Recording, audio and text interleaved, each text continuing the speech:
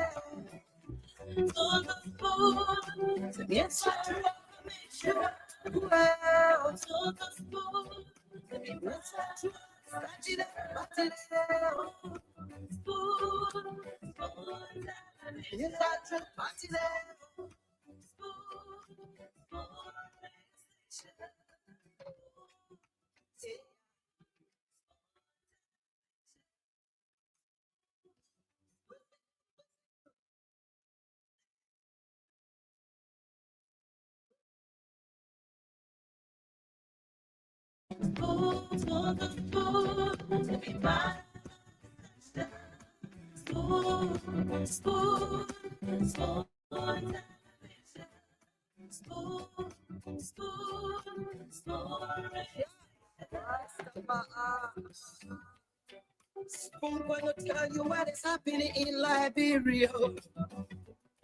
Spoon gonna tell you what is happening in Morovia.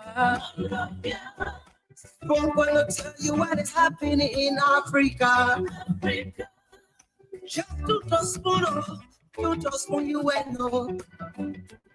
Take the children crying for starvation, just to the spoon.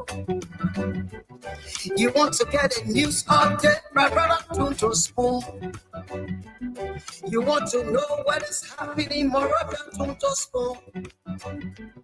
Politicians want to make their decision just to the spoon. You want to know what happening in the ministry to the spoon. Yeah, to the spoon. Yeah, to the spoon. You from Punjab, Maryland to the spoon. Yeah, to the spoon. Every keep on cranky like my brother to the spoon. You got a spoon TV, you got a spoon radio to the spoon. Yeah, to the spoon. You want to get a news update to the spoon. What? Yeah, Rastafari. Kilibamba, kilibamba, kilibamba. Kilibamba, kilibamba, kilibamba. What I want? Yes, party. Yes, party.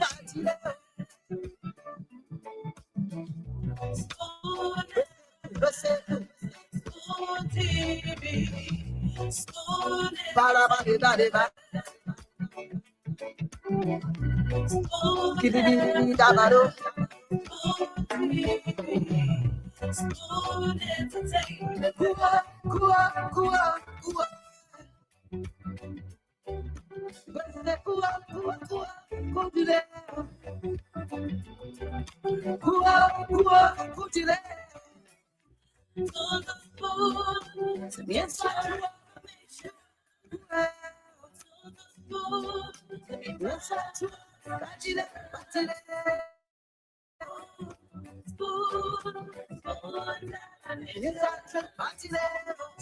your boy right in the south, man.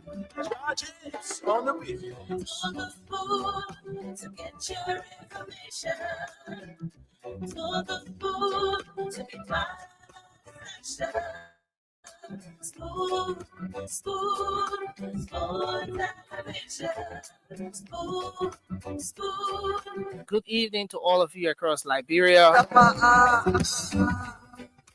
Good afternoon. What is happening in Liberia? Or good morning, based on where you're joining us from. What is happening in Morovia? This is Spoon Talk. I'd like to welcome all of you to this edition of the program. Spoon Talk is where you get the news, the analysis.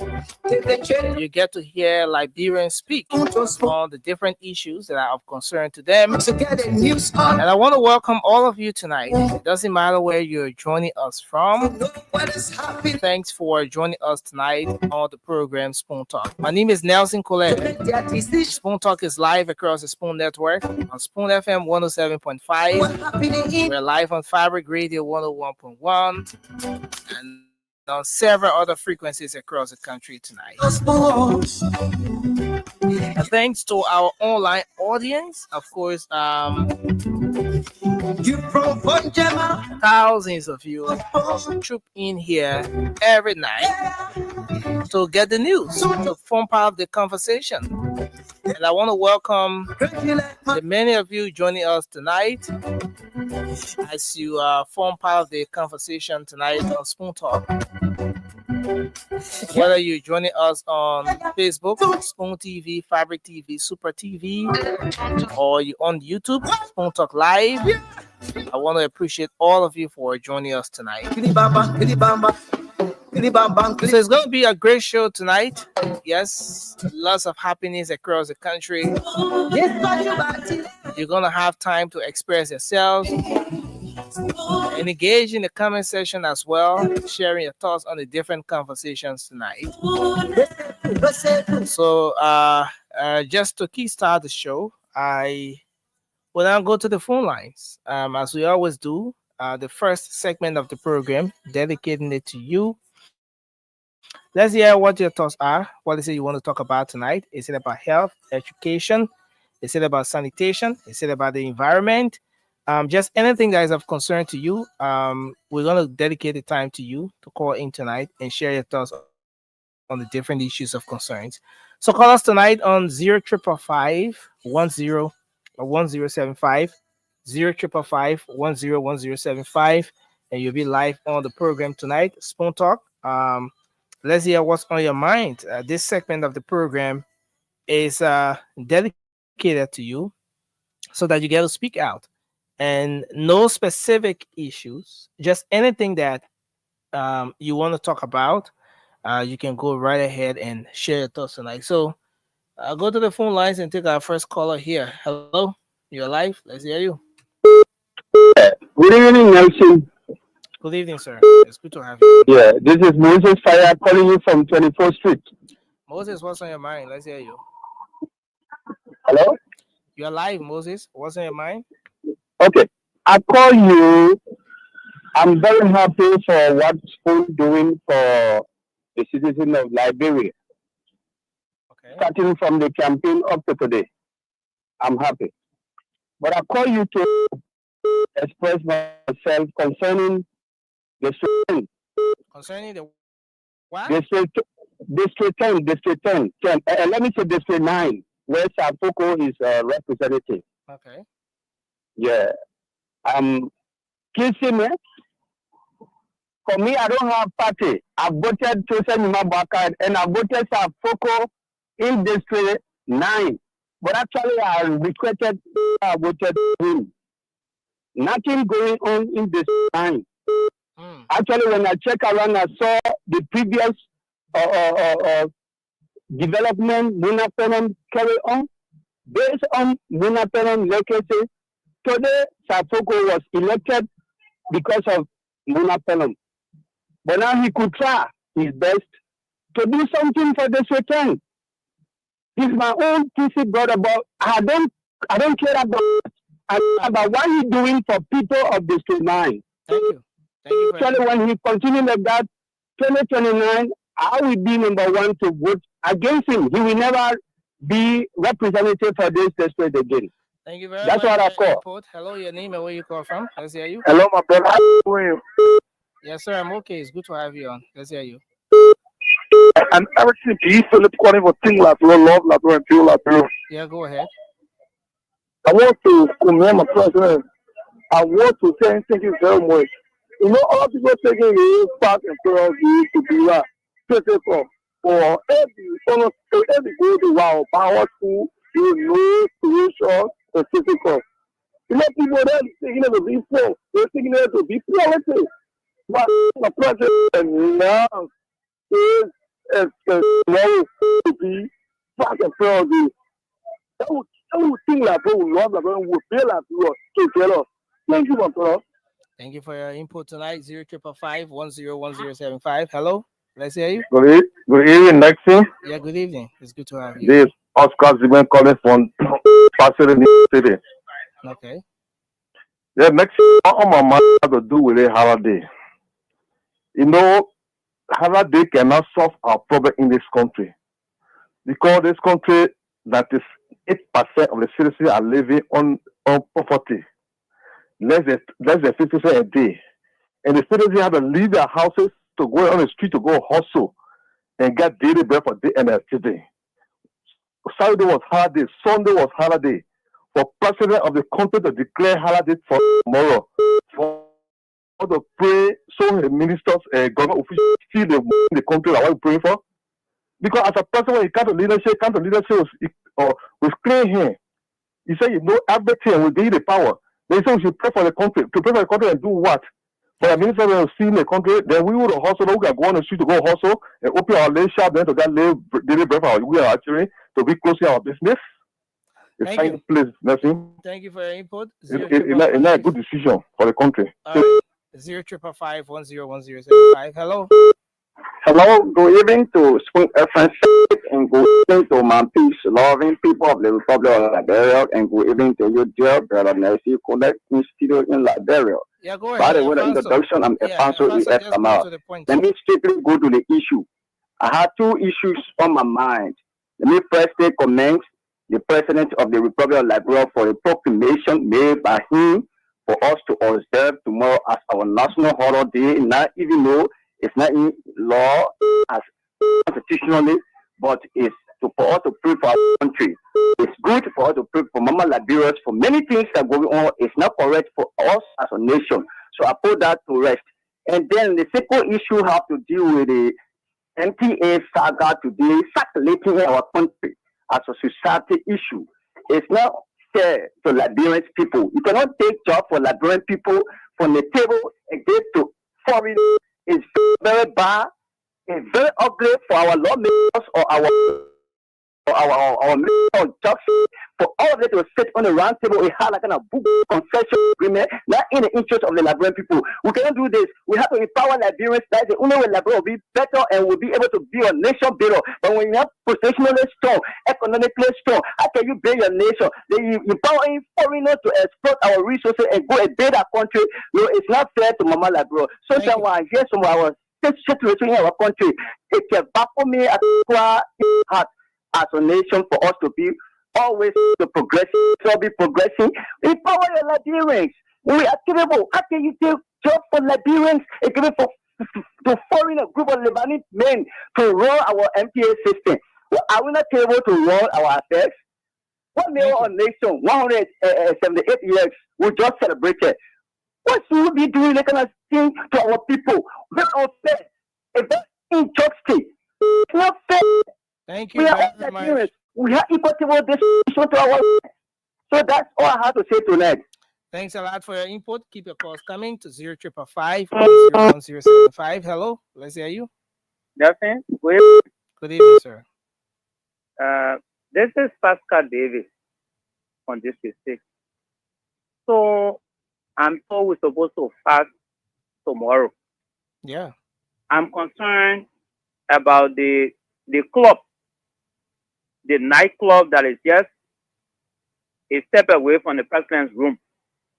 Are they going to close the nightclub down tonight? Or they will all get drunk and then tomorrow morning they wear their coats and go to fast and pray? Where is this papi taking the country? Nothing. Are you not seeing calamity on the land? But they meant to you will work with the devil to ensure that I become president. The devil is not working. And you wake up one morning in your dream and you think you're supposed to go and say we're going to pray because you say, no, we pray every day. We were not praying because you said it. For me, normally I do my Wednesday fast. I'm not going to do it because you said it. Okay. Some of us, we far from your devilish eyes. And we will not go to pray because you said it. The wicked shall die by the sword. Thank you very much for your input tonight. As a president. 0555-101075. Hello, your name and where you joining us from? Let's hear you. Okay, we lost that person. Have to make a brief adjustment here to the lines and see we can.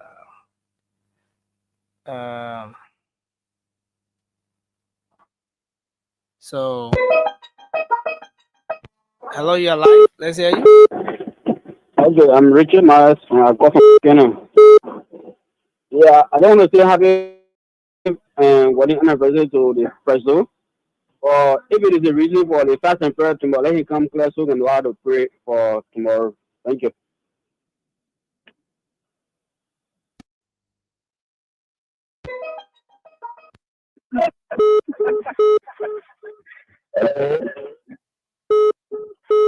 My name is Natana Dewey. I'm calling from New Jersey. Yeah, you know what is for our country? The politicians. They just for our country.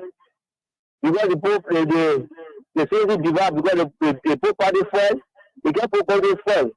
So I want for our country now.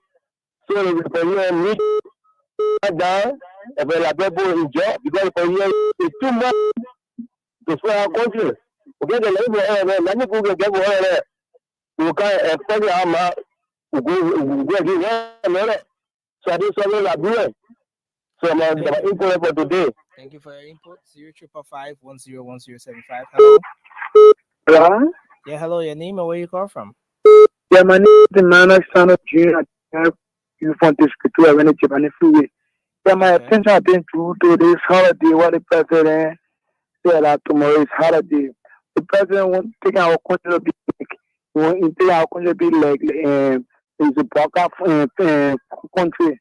The president just wake up and get declared on holiday where in the legislature in the Hello. All right. You're live. Hello.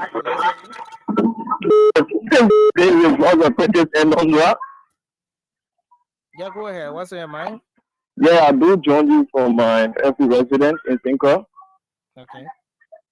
Yeah, really, I have two things on my mind. I want to appreciate the president ever so much for the level of cooperation and carry on within the country. Okay. Now in the city where you see people who don't do any other thing that completely the real people are appreciating the government ever so much for the level of what they're doing across the country. So another thing we have to do with the LPN. The government is not proceeding well with the LPN agreement because what they are doing now, the LPN are not supposed to carry on the ticketing of vehicles among the streets. It's so embarrassing and it brings serious problems in the public. So the government got to look at this clean because this is not helping our Liberians, our brothers on their day. All right, so that's what you there. This person. Hello. Hello? You're live. Let's hear you. Yeah, my name is Emmanuel Bagalo from Police Academy. Manuel, what's on your mind? I just want mind to know why would the president be celebrating a 50th wedding anniversary? Then tell them to do fast and forward. I know tomorrow. What? I don't even expect that, but right? The president should cancel his wedding anniversary tomorrow. We all go out and even pray. But you're going to be celebrating the president, I'll pray for him. No, I'll pray bad. All right. Hello, your name and where you call from? I'm Abby Johnson calling from Tubu this your fool. So the issue is serious on my mind. That means supposed to pray for those bugger to drive 1.2 million bulletproof vehicle. That means supposed to pray for more Ali to eat 270,000 on hand pump. That means supposed to pray for Party Honda generator to carry 300,000 US, 3,000 US every month. And another thing you're telling us to pray what the president will be less subscribed tomorrow. There you go, ever blasted first. We go to the church tomorrow for season. The charity begin at home. Okay. But the president not mean well for the country will tell people.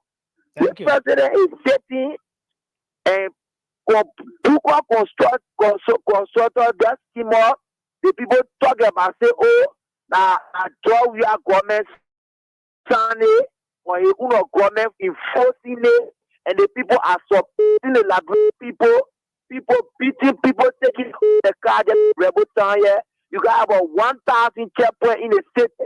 There's a war coming. The president not understand that the war finished. Everyone said. Okay. But Thank you for your input tonight.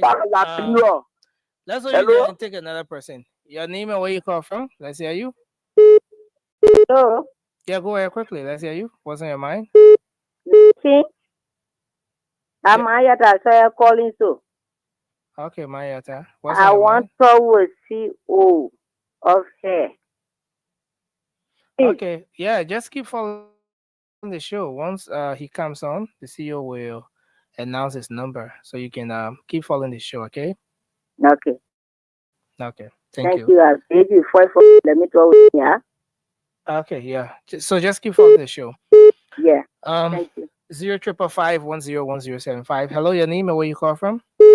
Yes, this is Prentice Donnie from everyone once again. Yeah, go ahead. Let's hear you. What's on your mind? Yes, like what on my mind tonight has to do with the LTM agreement.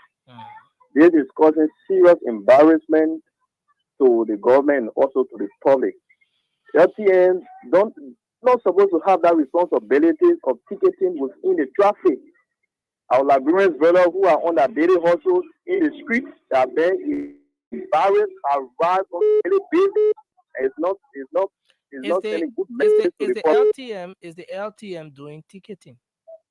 Yes, the LTM is carrying on ticketing. It's very bad. Okay. So now if you go in the street around, if you go to NTA, there you see a lot of taxi drivers, cars parking, and it's so embarrassing. So the government needs to look at this carefully. LTN is not doing well. It is a private entity. It's trying to bring big confusions within this republic. It's not right. It's not right. The government needs to rethink. Let's go you there and take this person. Hello. Hello. Can you hear me? Are you here? Ben, your line is terrible. Hello. No, sorry, Ben. You have to change your location and call back. Hello. Hello. You're live. Let's hear you. Your name and where you joining us from. What's on your mind, bro? Thank you for the good opportunity. I will be brief. I want to call on every Liberian to honor the declaration made by our president, His Excellency President Joseph Imambaka, for us to pray for Mama Liberia. He's not the first, and I don't think he will be the last. The president has that authority to do that. President, we are there. Even the least number can do that when Liberia won. So it's something that it should be celebrated. Before I leave, I want to say this to those who consider themselves perpetual opposition. So opposition, your role is to help redirect governmental policy, but that does not give you the lesson to only berate or to criticize. So you cannot caution recommendation, bearing in mind that you are the next government waiting. Don't condemn too much. Let us join the party and support it. Right. Thank you. Thank you for your input tonight. Keep your calls coming. 0555-101075. Hello, let's hear you. Good evening. Yeah, good evening. Thank you. I'm Lawrence Spencer. I'm in Johnsonville Township. What's on your mind, Lawrence? For me, I want to distance myself from the call of Mr. Walker, quote unquote, for us to pray against hardship tomorrow. As we speak, Baga and a handful of officials, they are married, making out a residence in rehab. So, I mean, we cannot provoke the population like that. It's very wrong. And this president should take heed. Look, the hardship in this country, no amount of prayer, bathing will hold it where you can solve that unless Gaffa and others who are steering the fiscal affairs of this country put policies into place that can trickle down on the ordinary masses. On our people in Britain, for example, in Maryland. So, we cannot say that people living in complete opulence and luxury, right? We're not places and you're going your closet and pray. Like one of the comments said, some of us, it's not our daily routine prayer. Come here, I'll tell you for free. That's how we are drawing our ancestors. Because some days, they even get a fact, transportation to leave a Johnsonville town to get to town is almost impossible. So there's no amount of prayers, that can help to change our material conditions. What people will put into policies and things to help our lives. And the government as a whole should start our joke and they should start voting the people. As we speak, like I said, they are spent thousands or if not hundreds, but thousands of dollars just to set up their anniversary. These are things that you have the people send a leader. You can say, look, straight all the people all of the time, moving convoy, I motor bar to convoy, I luxury car to convoy. People are not necessary. You look at the young man, Burkina Faso, he told the visa we can ride and all of this. People survive. Let's build more factories. They get up produce. These are things that Baga to be telling or not to be telling or, we should buy where to learn, living and praying. For me, it makes no sense to me. I'm just saying myself, my family, and not be part of that thing. Thank you. Thanks a lot. Hello, your name and where you joining us from? Let's hear you. Good evening, Leslie. Good evening, you're live. Let's hear you. Henry WDP from 540, Congo Town. Okay. Now, you see, the country will be very hard for the country to grow. The reason there is our leaders don't listen to the people. When something is hurting the Liberian people, they express it somewhere. People go and say to disperse them and they don't listen to them. There's a thing not happening. People crying. That all they do, when I say one sign for all, it's not correct for all. We don't like it. What the people who are one sign the D for? The people don't like that D. You're saying want to force it and sign it for them? Why can't listen? Okay. That's how they get problem to the free people there. The people when they get a goose, they have a goose for them freely. You see, we just continue to suffer in our way. So the way our leaders ruling this country, they don't rule the right way. You can't listen to the people. When the people cry somewhere, they don't listen. When they listen to some kind of deal that coming to embarrass the people's life. Thank you for your input tonight. Hello, your name and where you calling from? Let's hear you. Hello. Yes, you're live. Go ahead. Yeah, good evening, sir. Yeah, my name is Peter today. Coming in, you are reading the calling. So, give me the number 4. Okay.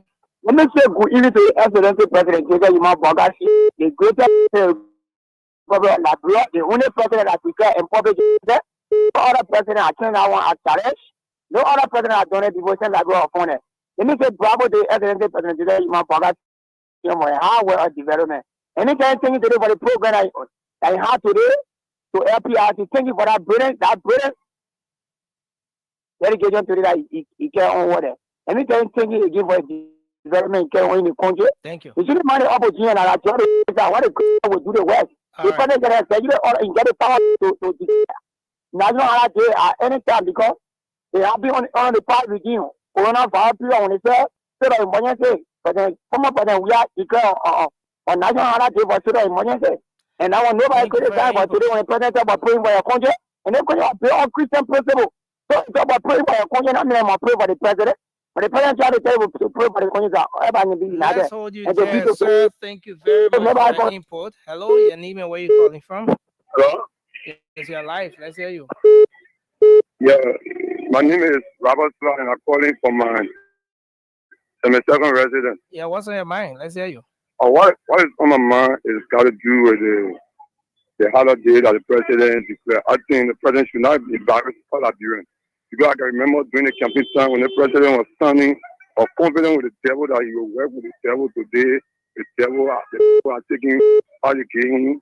Now some of us were not part of that confidence. The party people, they were not confident, some of us were not part of it. So you should not embarrass us tomorrow. You allow us to do our hustle. And here, United Party people should find them. Thank you. And go out for mercy. Thanks a lot for your input. 055101075. Hello, your name and where you call from? Let's hear you. Hello? Yeah, sorry, you have to use the telephone to call. That phone is terrible. Hello? Hello, Jesse? Yeah, hello, you're live. Let's hear you. Thank you for giving me such a unique opportunity. Let me appreciate you people. Let me appreciate the Spoon FM family first. My name is Michael. I'm phoning from Panelists District 11, where the speaker is from. Okay. What on my mind is hearing, I just want to appreciate the president for taking the most really was the fight against corruption.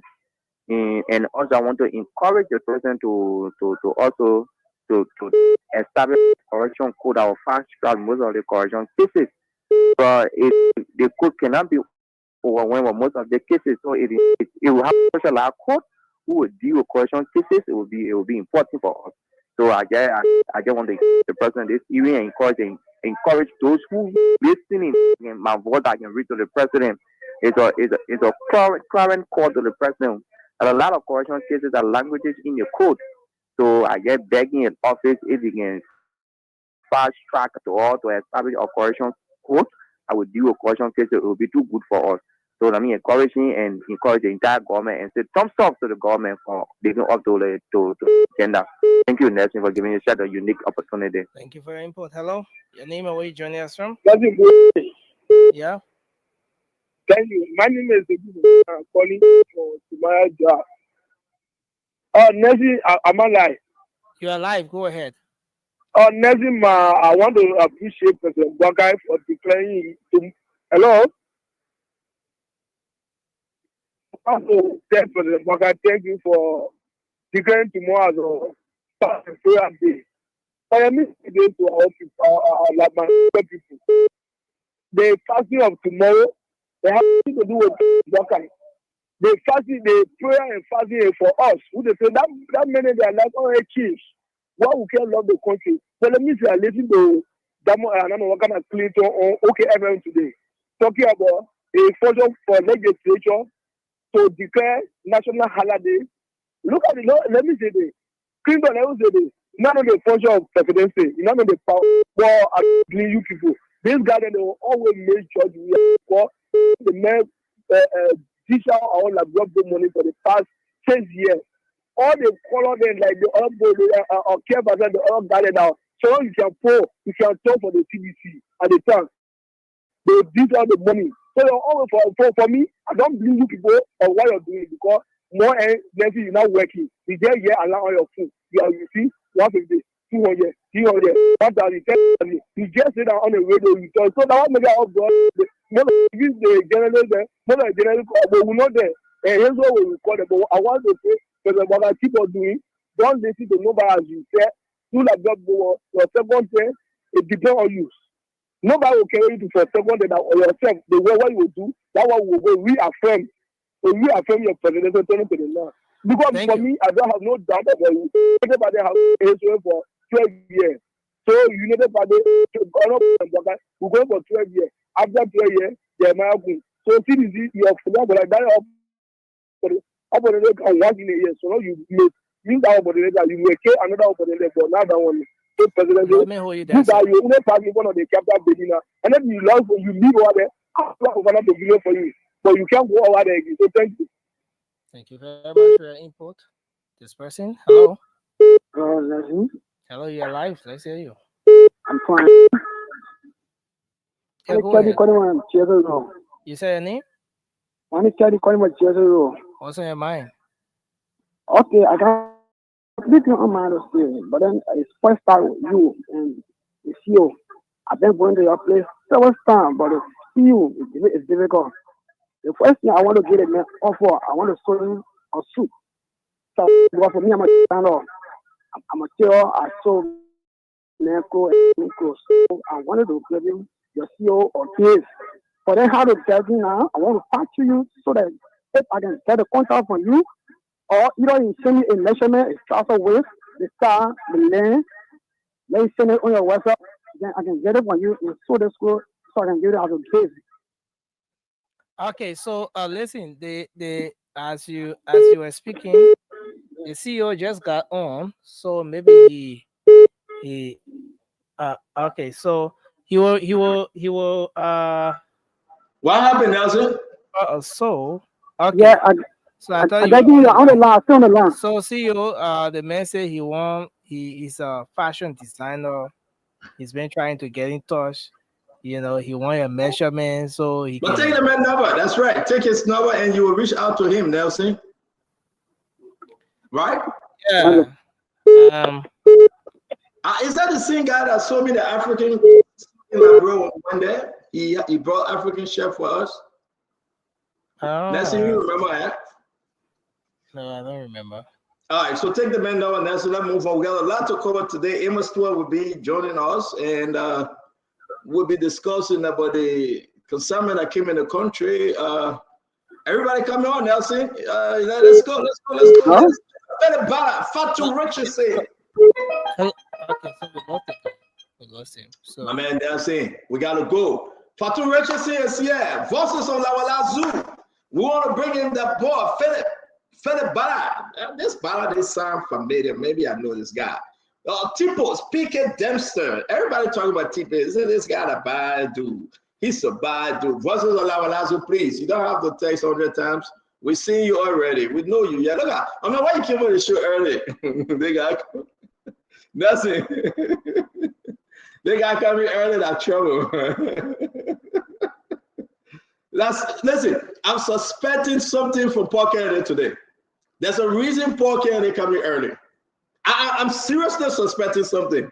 But I'll leave my own with God. The man will confess. Thou shall confess. Leah, oh God. Oh God, we just need to provide the correct information to the LeBron people. What correct information? I'll beg you, yeah. Man, let me say this to you. Let me say that to all Liberians. Just share the show. Siafa, share the show. Joseph Dolonya. Oh, President Boga celebrating another anniversary today. They're having a big party. Then for that, tomorrow we'll go breathe, fast, and pray. Everybody gonna eat cake. Then the boy will say, in the name of the Father, the Son, the Holy Spirit. Happy birthday to Mr. President and Madam First Lady Joseph Human Bwaga and Katuma Bwaga. They are celebrating the 100 years wedding anniversary. Ataya County, I don't even know how many years is that. Maybe that 100, maybe that 50, maybe that 95, I don't know. I will leave that one again with talking. Chris, come on. Chris, come on. You got to share the show. Go on Facebook right now and share. We want to say, Philip Bala, I didn't see you sharing yet. Paul, Philip is attacking you. You see what the man put in there? The man said that defeated Senator Paul Kennedy is here. Yeah, Ali are not wrong for Sunday. Why he not?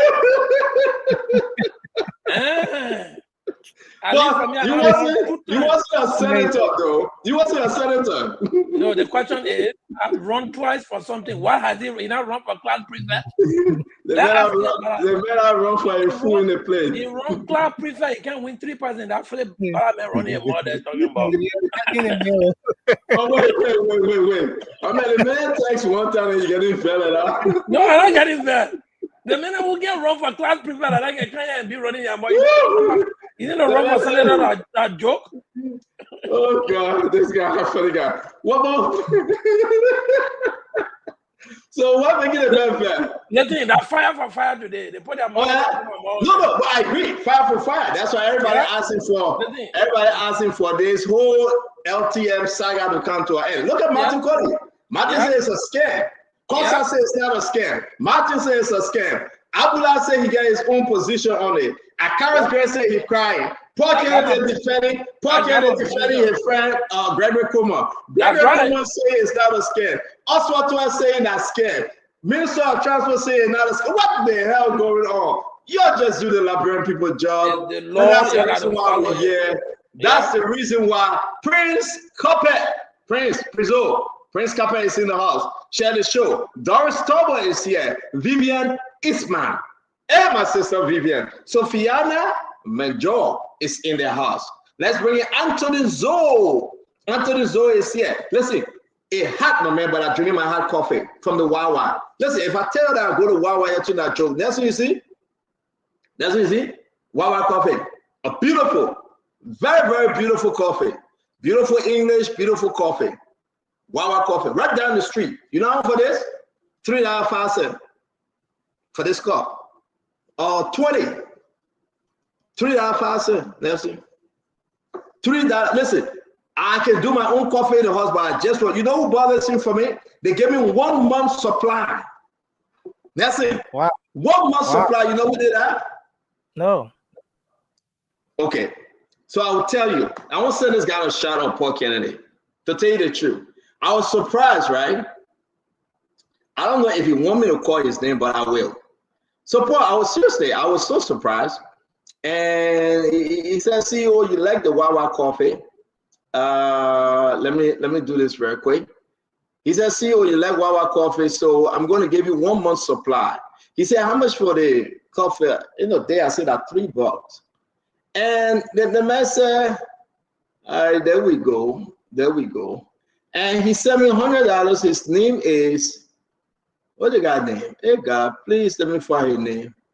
I know he will get vexed, but let me find his name. Abraham Sokri.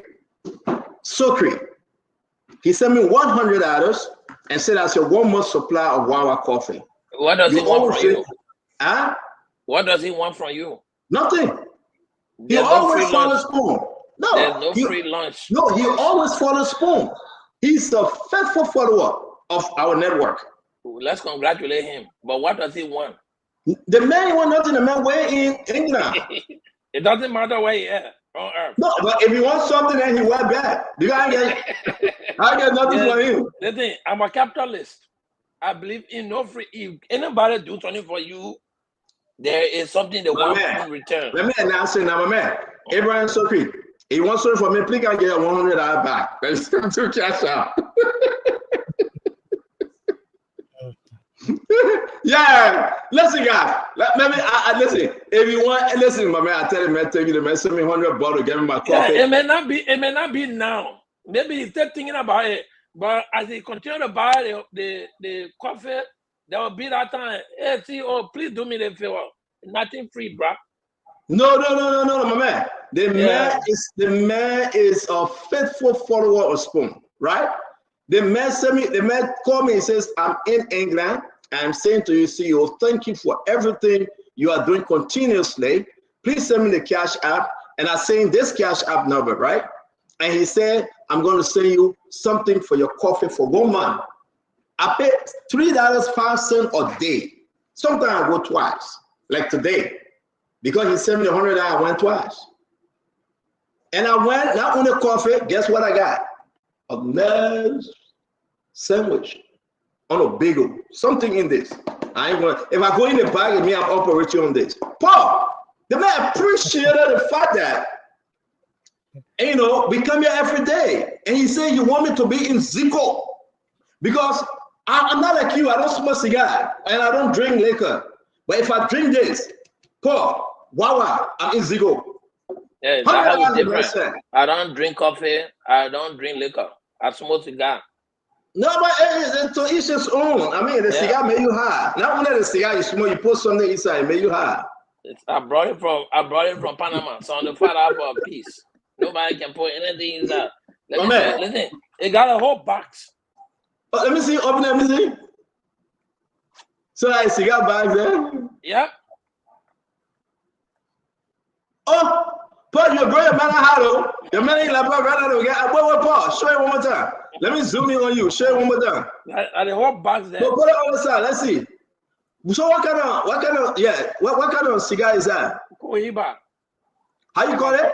Cohiba. I'm a quarter, yeah. So you really smoke cigar, Paul? Yeah. You don't know that? No, Paul, let's see it again. My man. Is it what I'm smoking? So you really smoke cigar? But how many times I will tell you? I'll let know you. No, I just ask you a question about it. So you smoke. It got your own pass and all. So it got beautiful bag and all. Yeah. So wait, let me ask you a question. What's the difference of this? What's the difference, cigar and cigarette? What I mean, what's different? I've never smoked cigar before, but they all come from tobacco and they got nicotine. Oh yeah. So it make you high? Cigar does not. I mean, I smoke it only for the pleasure of it. It's not a coffee that gets me. When I smoke coffee, it gives me palpitation. You smoke coffee or you drink coffee? When I drink coffee, increase my heart rate. Yeah. What are you smoking, brother? What are you smoking? If you want to see, so Paul, Paul, how much for that? Paul, it came in a piece of 10. 10 was in there, $75 for one. Yeah. So Paul, wait, let me ask you a question, right? $75 for one. Yeah. And what's the name again? That Cohiba that I brought from Panama. So what's the difference? The Cohiba is bigger, is better, or what? What's the difference? They got Cohiba, they got Maduro, it's a whole list. It depends what you like to. You like when you go to advertise cigar, you help. But wait, that's the way. Leave my name.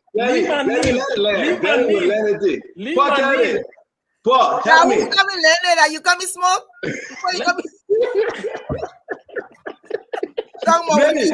Anyway, Paul. Yeah. So the $75 for one. One of the type I got, yeah. So you got 10, right?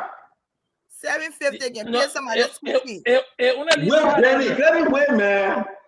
Paul. It only 5 there. No, Paul. Let's go back to the math here. $75 for one. In the pack, that's 10. So it means you pay $750, right? Yeah, it was $750. And he said the Bobolu road got mud. Another president for Bobolu. Yeah, Glenny Weber. I'm not going to smoke it. Exactly. I'm not the president for Bopolu. I have a life to live. I have done more than well. Paul, man, let's come back to the conversation, man. Me, your sister-in-law, let's come back to the conversation. Paul. No, she's not my sister-in-law today. She come today to meet me. So, Paul. I see her. So, Paul, let's get it straight. $750, right? It depends. They got $25, they got $10, they got $50, they got $75, they got cigar that cost $150. No. The one that you're drinking right now, that's $750, right? The one that I'm smoking, they are not drinking. Oh, you come to your senses. So the one that you're smoking right now, that's $750. So, ladies and gentlemen, this is your next senator spending $750. I told you. That's I wouldn't invite him to finish.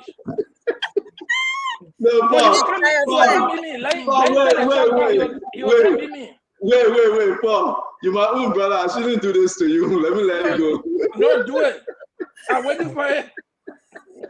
This is your next senator in the United States of America, spending $750 United States dollars, raw cash, every 1 week for cigar. Let me finish. You say you waiting for me to finish. You say you waiting for me to finish. No. You say you waiting for me to finish. We're going to open the phone line. I want to hear from you. Right? The show is started yet. Ladies and gentlemen, home and abroad, we'll open the phone line. Paul Kennedy, your next senator in line, probably. Can you imagine how they made a drop? $750. When I have money, right? money On cigar that he take 5 business days to smoke. 5 business days to smoke. And imagine, do the math. We say 1 week. It's $3,000 a month. Look at that. Paul will be spending just on cigar alone. 3,000 United States dollars a month. How much a year? He will be spending $36,000 a year just on cigar alone. For the next 9 years, how much would that be? 36,000, right? That's what you're saying. For the next 9 years. 36,000 times 9. Wait. I beg you, but let me do the people math. You'll be spending 324,000 just on cigar alone. You'll decide, you'll be the judge. You finish your own? Okay? All I'm saying here, 750,000 a week. Yeah? 3,000 a month. Yeah, 6,000 a year. 324,000 for the next 9 years. My man, put a cigar up. Let's see you are baking. Put a cigar up. My man, I don't waste my time on you. Yeah, I don't waste my time. Dr. Francie, how you doing? I don't waste my time on you. Nothing. Can you open the phone line? Let's hear the people from Buffalo reaction on Paul cigar sale. The people from Buffalo know I have a life. And you should not be advertising cigars. I'm not advertising cigars. You shouldn't be smoking it either. I agree. Is that advertising cigar? Why would you say that? You shouldn't be smoking it either. Oh, so you restricted men from smoking cigar, huh? Yes.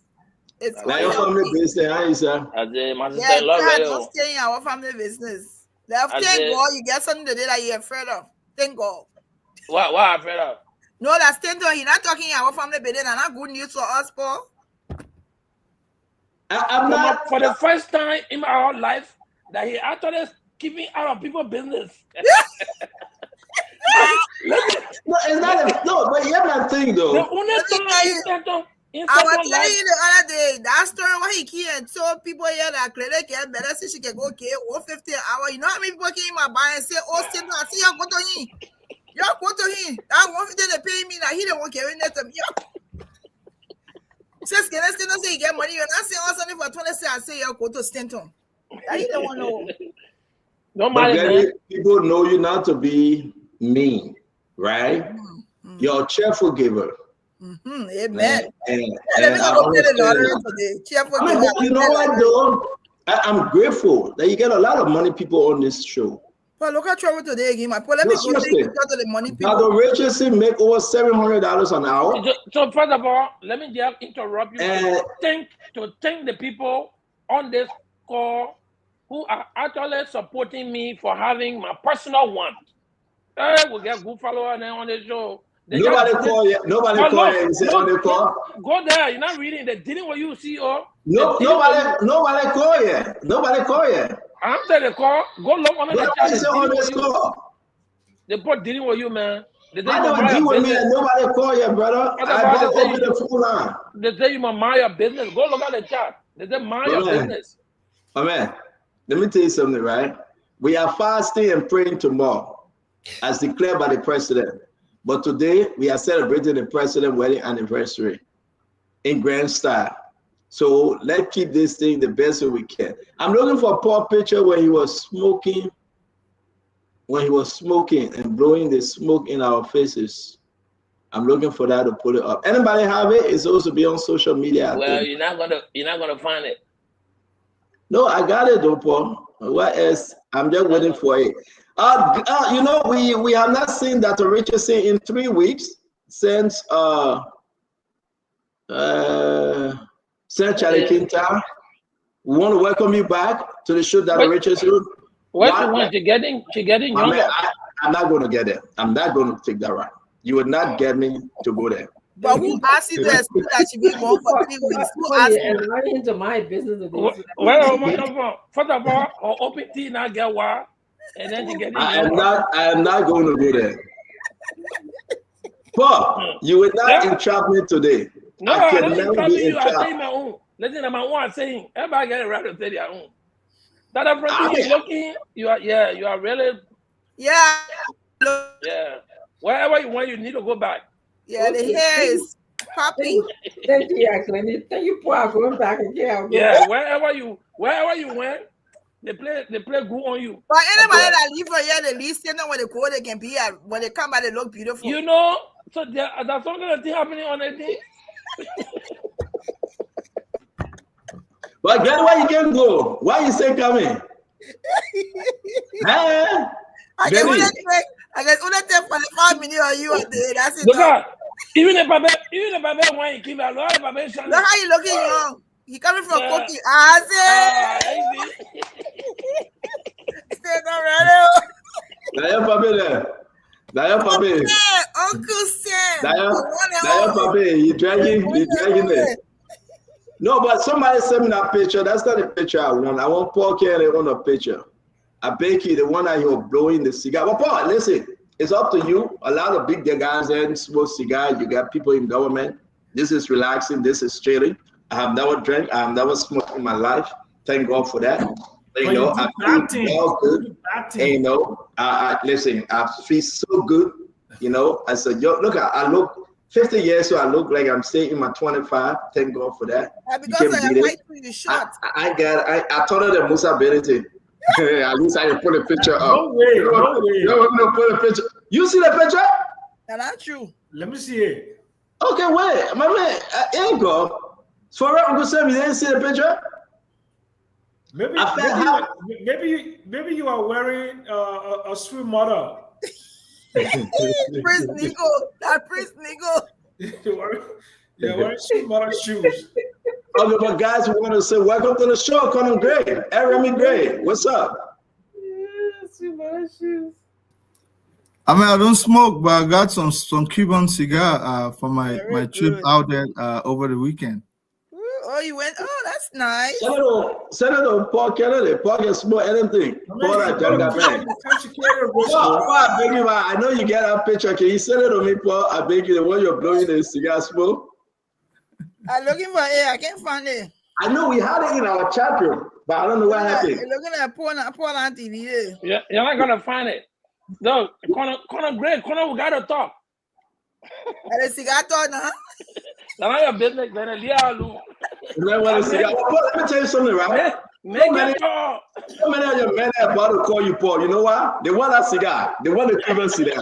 They're about to call you. I was in Panama for 4 days. You know, I went. When you and that woman went there, right? On that research mission. What's her name again? Which woman? Is that Tenem Paul? The girl that you went with? Yeah, Paul laughed. No, you know what Paul did? Paul left the guest slip up at the bed. He made a mistake. Look at that. And when we asked Paul said, no, that's not the truth today. We're doing fast and prayer tomorrow. That's not the truth today. Paul left the guest slip up at the bed. No. Listen. Joseph Braga said we'll do fast and prayer tomorrow. Let's say the truth today. God will forgive us tomorrow. Listen, Paul left the guest slipper right at the bed. He made a mistake. He took the picture of the slipper over there. Right? You know Paul's excuse? That the hotel slipper. We know hotel slipper there. Hotel slipper, don't know that Gucci slipper. But I do as if I made that a hotel slipper. Then he said, you the leader. Something wrong with stand up. First of all, not Panama. Paul, no, let's go in this right quick, Paul. You and myself had a conversation about this before, right? I agree. I was in other things. That make my case. First of all, let's get your fight right. Your fight got to be right. You're not right in the whole conversation. You're taking something from Panama and saying it about Ethiopia. Okay, so you know, Conor Gray, I want the school to be an investigator. He just confirmed that the story is true. But that's not Panama. No, but I remember we had a conversation. You asked me, did we have a conversation about this? I said yes. They don't. I got integrity. You saw where you get integrity? You know the night hotel. My man, let's turn the camera around. Let's see your right there. Tell the truth. The guest sleeper at the bed. The foot of the bed. And you know another thing, Glenny? You know when you go in the hotel room, right? They get a female nightcap. They get a female nightcap, Uncle Sam. Paul put the nightcap, it was on the bed. When we asked him, he said he slept with nightcap on. Look at that man. Can I not able to see with nightcap on?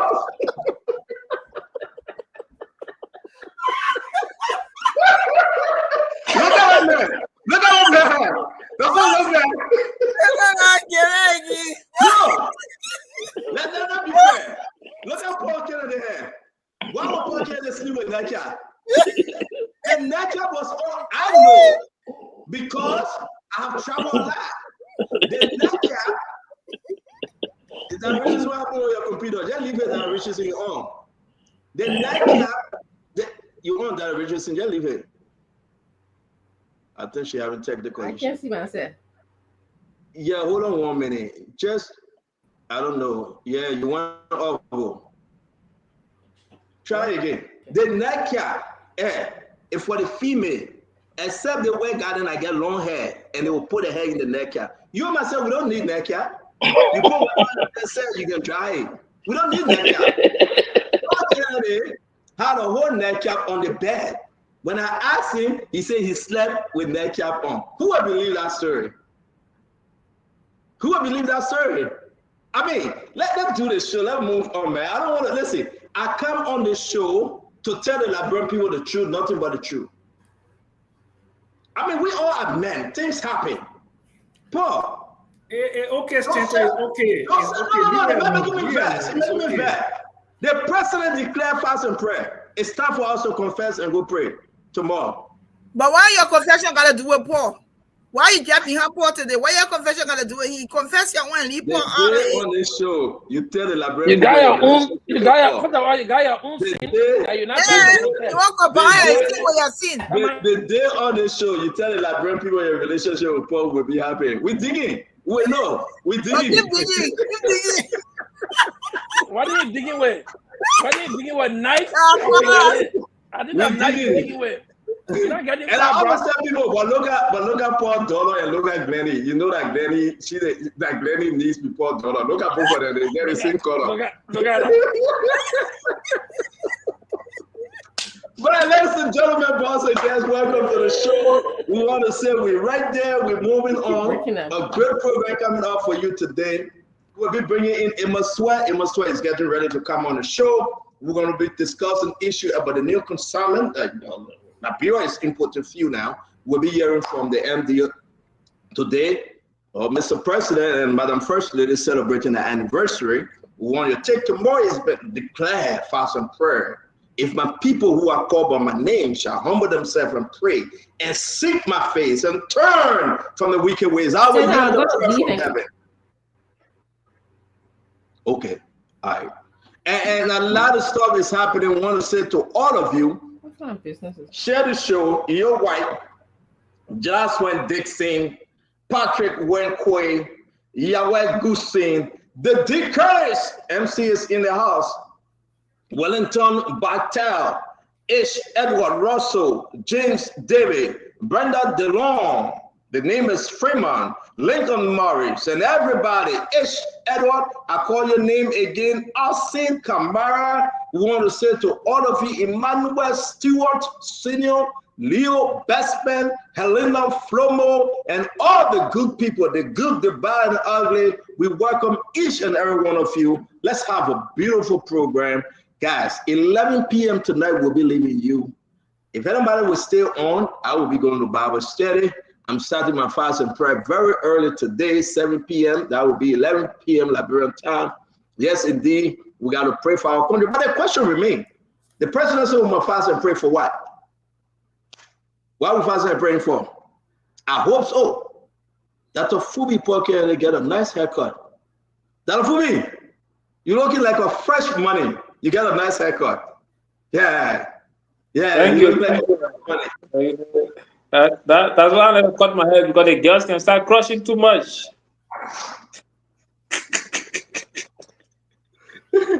But yeah. We respect that. We want to say to all of you, it's going to be a great show today. It's going to be a beautiful day. Come on, join us. Let's have fun and let's discuss the issue in Liberia. Guys, welcome to the show. Let's say you. Paul Kennedy, you go first. Or maybe Uncle Sam is up there. Uncle Sam, you go first. What's up, Uncle Sam? I'm not praying for Mo Ali to spend $250,000 for $80,000 well. I'm not praying for that redhead billionaire to go start importing fuels for him to be millionaire. And I'm praying for Patrick Holland generator for $4,000 a month. They say they're not giving me consultancy. Me, I'm not praying for them, but I pray for Liberia. And I'm praying for the rescue government. They say they want me to suffer. They want me to eat grass. So I want for them to fail.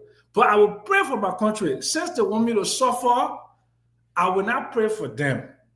Okay, that's all I have to say. Me. I don't eat my crab with Shin. I ate my hell of a crab today. And I'm praying for them. I pray for Liberia. And I'm praying for no government. Okay, thank you very much. We want to say to you, Sis Benny, talk to me, Mama. What's on your mind? Oh, hello everybody. It's a great day. We thank God. Tomorrow we'll be fasting and praying. Pray for yourself first. Pray for the country. Pray for the president and his wife. Happy 53rd wedding anniversary. It's no small thing to be married to somebody for 53 unbroken years. We say congratulations to President Boyka. I continue on my campaign that somebody will hear me to honor our athletes in all over the world, in Canada, in America, in Europe. We want to make sure that those people who are hosting the flag of Liberia, that the government of Liberia does something to honor them. So it's great to be here. Looking forward to the conversation. All right, Glenn, thank you very much. The Dr. Francine Chinaway, Special Richardson. Welcome. What's up?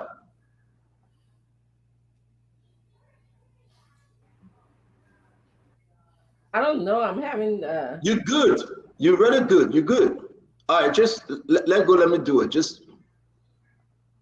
You're playing with that thing, sister. Try to unmute. Let's see.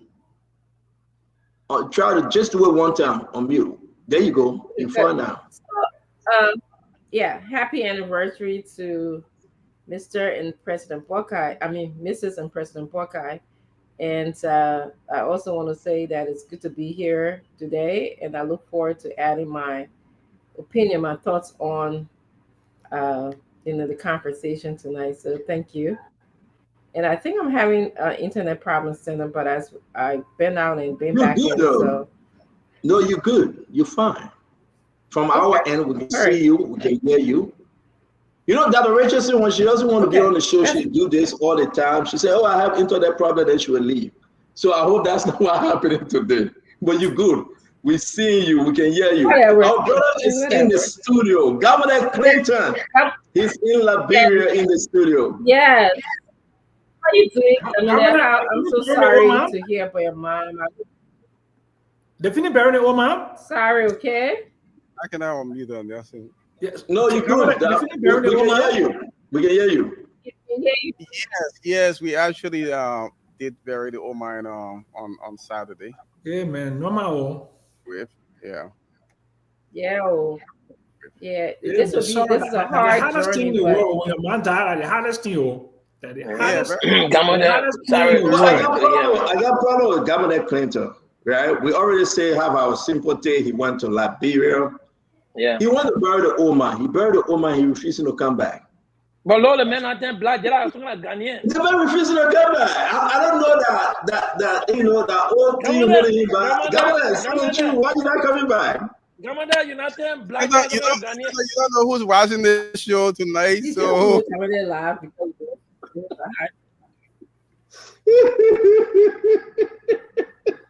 Governor, let me leave you bereaved. Have our sympathy, and we wish you well. Thank you for being in the studio. Just, one day at a time. Take it one closure. But Governor, let me ask you another question though. You signed up to represent Senator Dwight in his legal fight? No, I think has a very good legal thing, and I think they're doing a good job so far. If you follow the Is that how you'll be starting in the court when you go to the criminal court? Eh? I'm just doing a good job so far. Is that how you'll be starting? Something good that happened for him. It too happened today. Yo, fuck at it. The man was saying no person by winning. Criminal code A. Man, I think this guy is a criminal. What you say? This is a mess. Oh man, it's good to have you, my brother. Let's continue the round, Paul Kennedy. Let's hear you what's on your mind, Paul. So let's say good evening to the viewers and the Liberian people and my colleagues on the panel. Come on there, my condolences again, and was really glad to see you here. It's a difficult thing to lose a mother. The hardest thing in the world. You can lose a father. My father went and I didn't care. But my mom been gone 5 years and it still looked like yesterday. So you gotta welcome to the club. We ain't got mine, we ain't got pop. So right. But what's on my mind is that I see a lot of prospects for Liberia to move forward. Yesterday I was around town in DC, and there are a couple of prospects and good news in the corridor. When you hear Liberia, it's like everybody's open, looking forward for Liberia Reach to get there. The ambassador just gave. Can you hear me? We can hear you. The Liberian ambassador here just gave his credential, his letter of credence to the President Trump. I mean, Washington is booming. It's excited of Liberia, and I think Liberia should reach out for it. We see that as an opportunity. As far as the happenings, the president and the fast and prayer, it's been a part of our government. People always declare fast and prayer here and there. But let me say, happy anniversary to President Boakai and Ente Kotuma. Thank you very much. We're going to bring you in, Fubi. Yeah, so good evening to everybody. So Gamada, I have my sympathy again. And I've been on that road since 1987, or 7 years going to 8 years. So it's a long journey. But it's good. It's good to trust God and look forward to those that are around. Because that's a normal process of life, and you can't change that. We're all journeying through that road one day, but just take care of your young ones that you have, and they're looking up to you. So you have to be strong for them. But on the other note, we also tell everybody tomorrow, National Fast and Prayer Day. Whatever religion or whatever belief you have, you can find a time and lean on God and pray for yourself, pray for the nation in general. You don't have to pray particularly for individuals. The uncle says here, you're not praying for individuals, but pray for the nation, the well-being of the nation. Because when the nation does well, we always do well in whatever way we can. So just pray generally, whatever faith you have, whatever. I always tell people, God, spirituality does not depend on the number of bad habits you have. So regardless of what bad habit you have, trust God. Even God can use you on your beer table. God can use you in the ghetto. God can use you in the club. God can use you in the church. God can use you in the mosque. God can use you at your home. God can use you on the street. Whatever you are, just trust God and the will. Let's keep it simple for the more fast and prayer. We'll have a show tomorrow, don't forget. And everyone will come with their own sermon. But I want to say, Dr. Fubi, guys, some of you just joining us maybe in a week or two. He's a doctor now. I don't know who gave it to him, where he got it from. But as you can see, Dr. Fubi F.A. Herons. Okay? Colonel Gray, let's bring you in. Then we'll bring our brother Gamma there.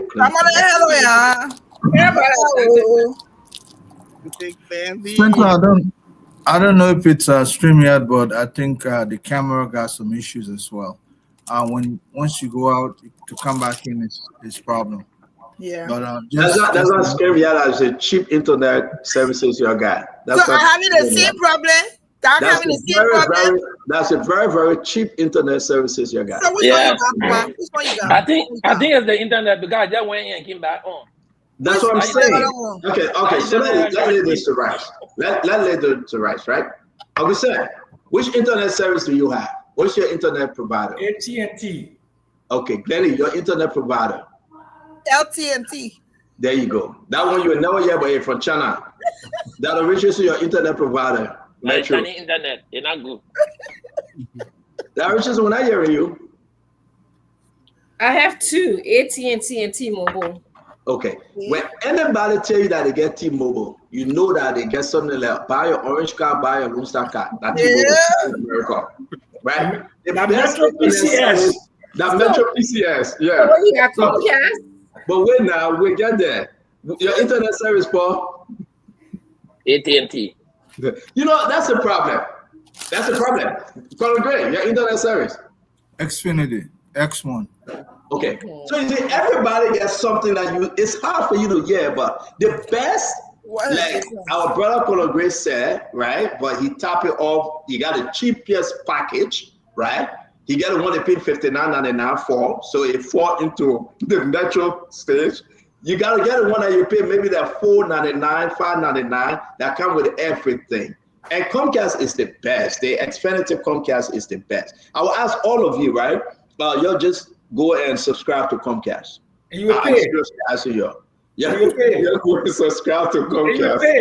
I've been there, done that. I'll go tomorrow. I've been there, done that. The cheapest package in Xfinity X1 is $160. The cheapest. Nah, the man no because like the cheapest you got. Thank you for confirming. No, I don't have 160 because I want a network, so I don't have 160. I can hear everybody, but every time you talk, I can hear your voice is breaking in. So that Who? You don't got a problem. Every time you talk, I can hear your voice breaking in and out. Yeah, cheap internet you got. The one from Sony went. Yeah. Ladies and gentlemen, let's start the show. It's very important. Now we want to say we waited and give the flat up time. We want to appreciate all of you. Emasua is driving home. He went to the president to wish the president and the first lady well. On the anniversary, he was driving home. We'll probably get him on the phone to get into the Emasua conversation. But right now, something is happening. The cat eating its own baby. I want every one of you to please pay attention to this video. Steve Zago will be coming in studio this week to talk to the nation. You remember Steve Zago served as LIS commissioner, immigration big man, right? From nowhere. And what was the reason why President Joseph Yima Bwaka suspended him? It's going to be 1 year since he received his suspension letter. Ladies and gentlemen, what's the main story here? I spoke to Steve Zago. I said, my man, you mad? What's going on? He said, Stanton, I'm in Lofa. I'm speaking to the people in Lofa. When I get to Monrovia, I will have to speak. And he sent me this clip. He said, let me just tell you something that I said. I want us to listen to it, and I want you to be sincere. Is he speaking truth to power? Let's listen. I don't think the president has gotten a comprehensive understanding of the complexity of the problem. And not just me. And again, the president says one also to the United Party arrangement. I think United Party have been so disingenuous. United Party have been so insensitive. United Party have been so unfair to others who have helped them. Many of the young United Party boys have created more problems. They feel more entitled. They treat other people with disdain and indifference. They show no sign of appreciation. Why would they Steve Zago is on a mission. He's about to fire. He started with a low, how you call that, aeromet grade, maybe an AK-47 or shotgun, but he about to go straight nuclear now against Unity Party. Politically speaking, I really want us to look at Steve Zago from a different dimension here. He supported Joseph Yima Bwaka. He was there. He's calling my uncle. Out of nowhere, he making some major accusation against who? Samuel Kofi Woods. And he named people. And he's saying that they are bad set of people. Uncle Sam, I want to start with you on this. What you make about Steve Zago the men from Lo-Fi coming out strong against Jose Imabwaka and the Unity Party government? Well, Stanton, I mean, I wish him well. One of the things I don't like is when you're part of an organization and they remove you and then you come back and start squealing. That's like tattletale. That's like, what do you call it on the street? You call you a snitch. That's not integrity. If you want to be a big boss, say it while you're there and take the lump.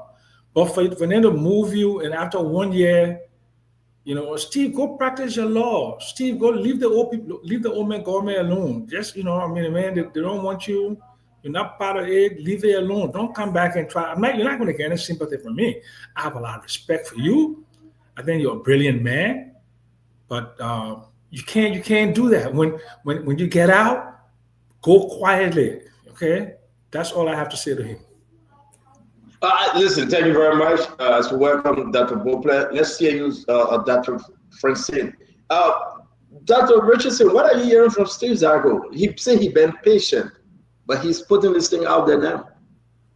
I really want to side with Uncle Sam. If you're in the fire, you need to be speaking. You shouldn't wait until you leave and, you have problems with the Unity Party and then you badmouth them. Speak your mind while you're there.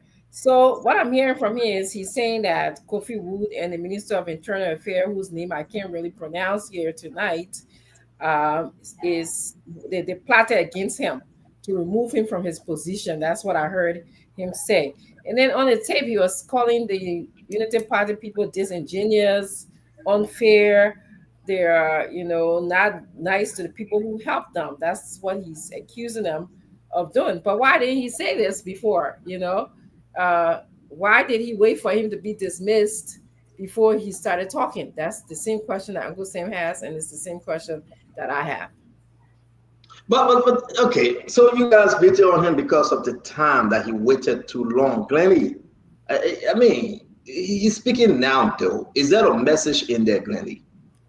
Of course, I think it's pretty late for him to be speaking.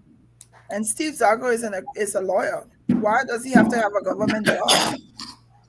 Why is he speaking now? I mean, what is the essence? If something bothered him before, why did he not speak 1 month, a month, or within a week, or whatever occurred to him? What does he want to gain from the conversation? If they suspended him months ago, and him coming out to talk is not going to help his situation. He's not going to get his job back. So what's the essence? And why people? You are a career person. Go to courts. Go plead law. Go do your law job. You don't have to have a government job. I understand you may want to express, if you feel that you've been treated wrongly, then you should have expressed that a long time ago. I mean, I can't say he shouldn't speak, but I don't understand what impact his speaking now is going to do with something that happened months ago. Okay, let me bring you in. My dear brother Paul Kennedy, Steve Zago from right across the river, your own Waparu County. Here comes Steve Zago in Lo-Fi, speaking to the traditional elders and chief and the folks of Lo-Fi that he's not happy. Somebody is doing something here. Well, Senator, we need to find out from our brother. I'm from Zozo district. I don't know which district you're from. So we need to find out from him what is he talking to the elders about before we really speak to it. But from the policy side, from the hood side, we'll call him snitch. When you're part of an organization and that organization expel you or suspend you and you run around talking, they will come back and get you. But government can't do that. So we need to hear from him what he actually had to say about government. And like Glennie said, why is he talking now? I'm sure most of the things he's talking about were happening to him or may have occurred while he was in power. Why didn't he resign? He sat there and waited to be suspended, in Joseph Barker language, fired before coming to talk. So with his utterances have credibility. Will people think that he's credible of what he's saying? People are going to be questioning his motive. And when you put yourself in that position, that's not good. So I'll be waiting to hear from my brother Steve, and let's hear what what he's grieving about, so that we can see whether it's it holds Well, water. did you listen to him on the 34-second clip? Yeah, first of all, he started by saying the president did not have a comprehensive. How do you say that of the president? He's telling you what he's grieving about. He giving you the reason. The president does not have a comprehensive understanding. The boss started beefing at the president already. Play that tape, like All right, so let me play that tape, then we'll move on. But it's very interesting to note that Steve Zago is expressing some form of frustration here that the suspension is still hanging over him. While on a suspension, the president appointed somebody else, Governor Clinton. He have a new immigration commissioner, no investigation, nothing. Steve Zago is saying, if you suspend him, give me reason why you want me to go. That he's suspended right now. They ain't fired him yet. So which is sweet, Clinton? Well, it's the president's prerogative who he wants in his government. So I don't think that's a strong argument. He doesn't have to give Steve Zago a reason why he's suspended or why he's been removed. However, I don't agree that there is a timeline on when one can speak about the ills in our society. I think if Steve believes that this is the time for him to speak out about the issues, I think this is the time. Now, we can make all the arguments and question his motive, but is there a message there? Like you said, Stanton, is there a message?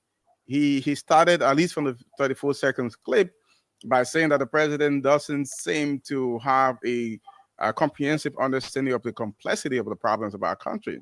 Is there an argument to be made there? So I think I don't care about what the Unity Party did to him and they're not helping people who help them. That's not a concern for me. But if he's talking about the country and policy issues that affect our people, and if he have a contribution to make, I think he, as a Liberian, he has the right to do that. Again, we can question this motive, but I think I would like to hear more, given his experience as a former lawmaker and someone who worked within the executive branch of government, his own assessment of what he thinks is happening with the UP government.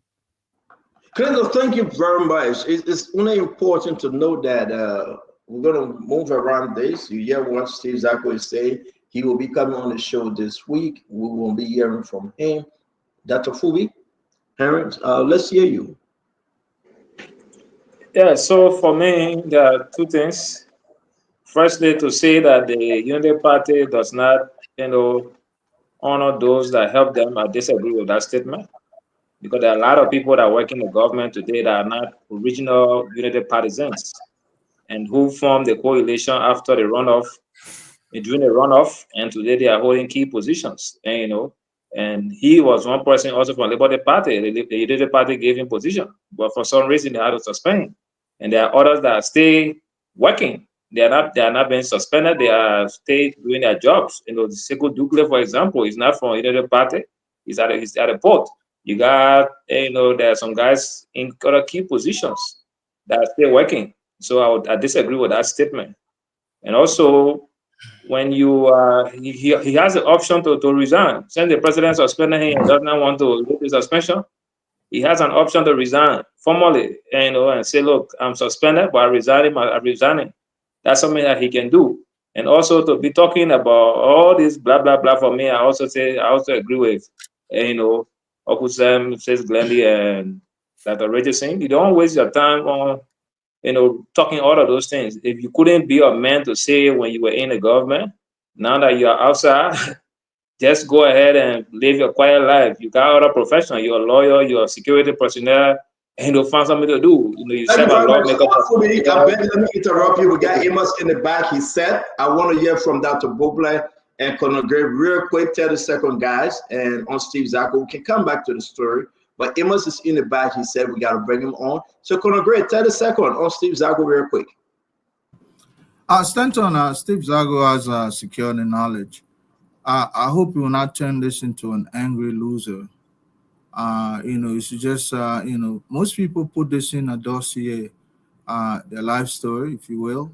He has served in many capacities. If I were him, I'll vent, but very civilly and quietly. It'll be like a passing comment because I'm bigger than that dismissal.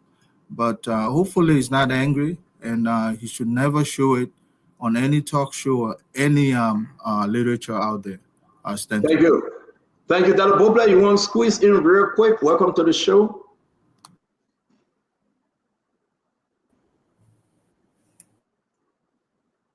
Thank you, Scanner. Good evening, everybody. Good evening, those who watch and listen. Look, everybody can't work for the government, but the government must work for everybody. And what you notice in this town is that people act like the government job is the only job. And we need to break that. Stanton, I have too many friends who had opportunity to make a difference to doing. As soon as they fire them, then they tell you all the things that were wrong. But when they were there, they justify. I don't know Steve's story, but I do know sometimes timing is important. And while timing may not affect truth sometimes, it affects believability. In other words, if something was wrong, you say something. You said nothing. So when you said something later, people say, you're over there. That's why you're speaking. You could have spoken while you're over here. And I think if more of us who work for the government will speak truth to power in the right time.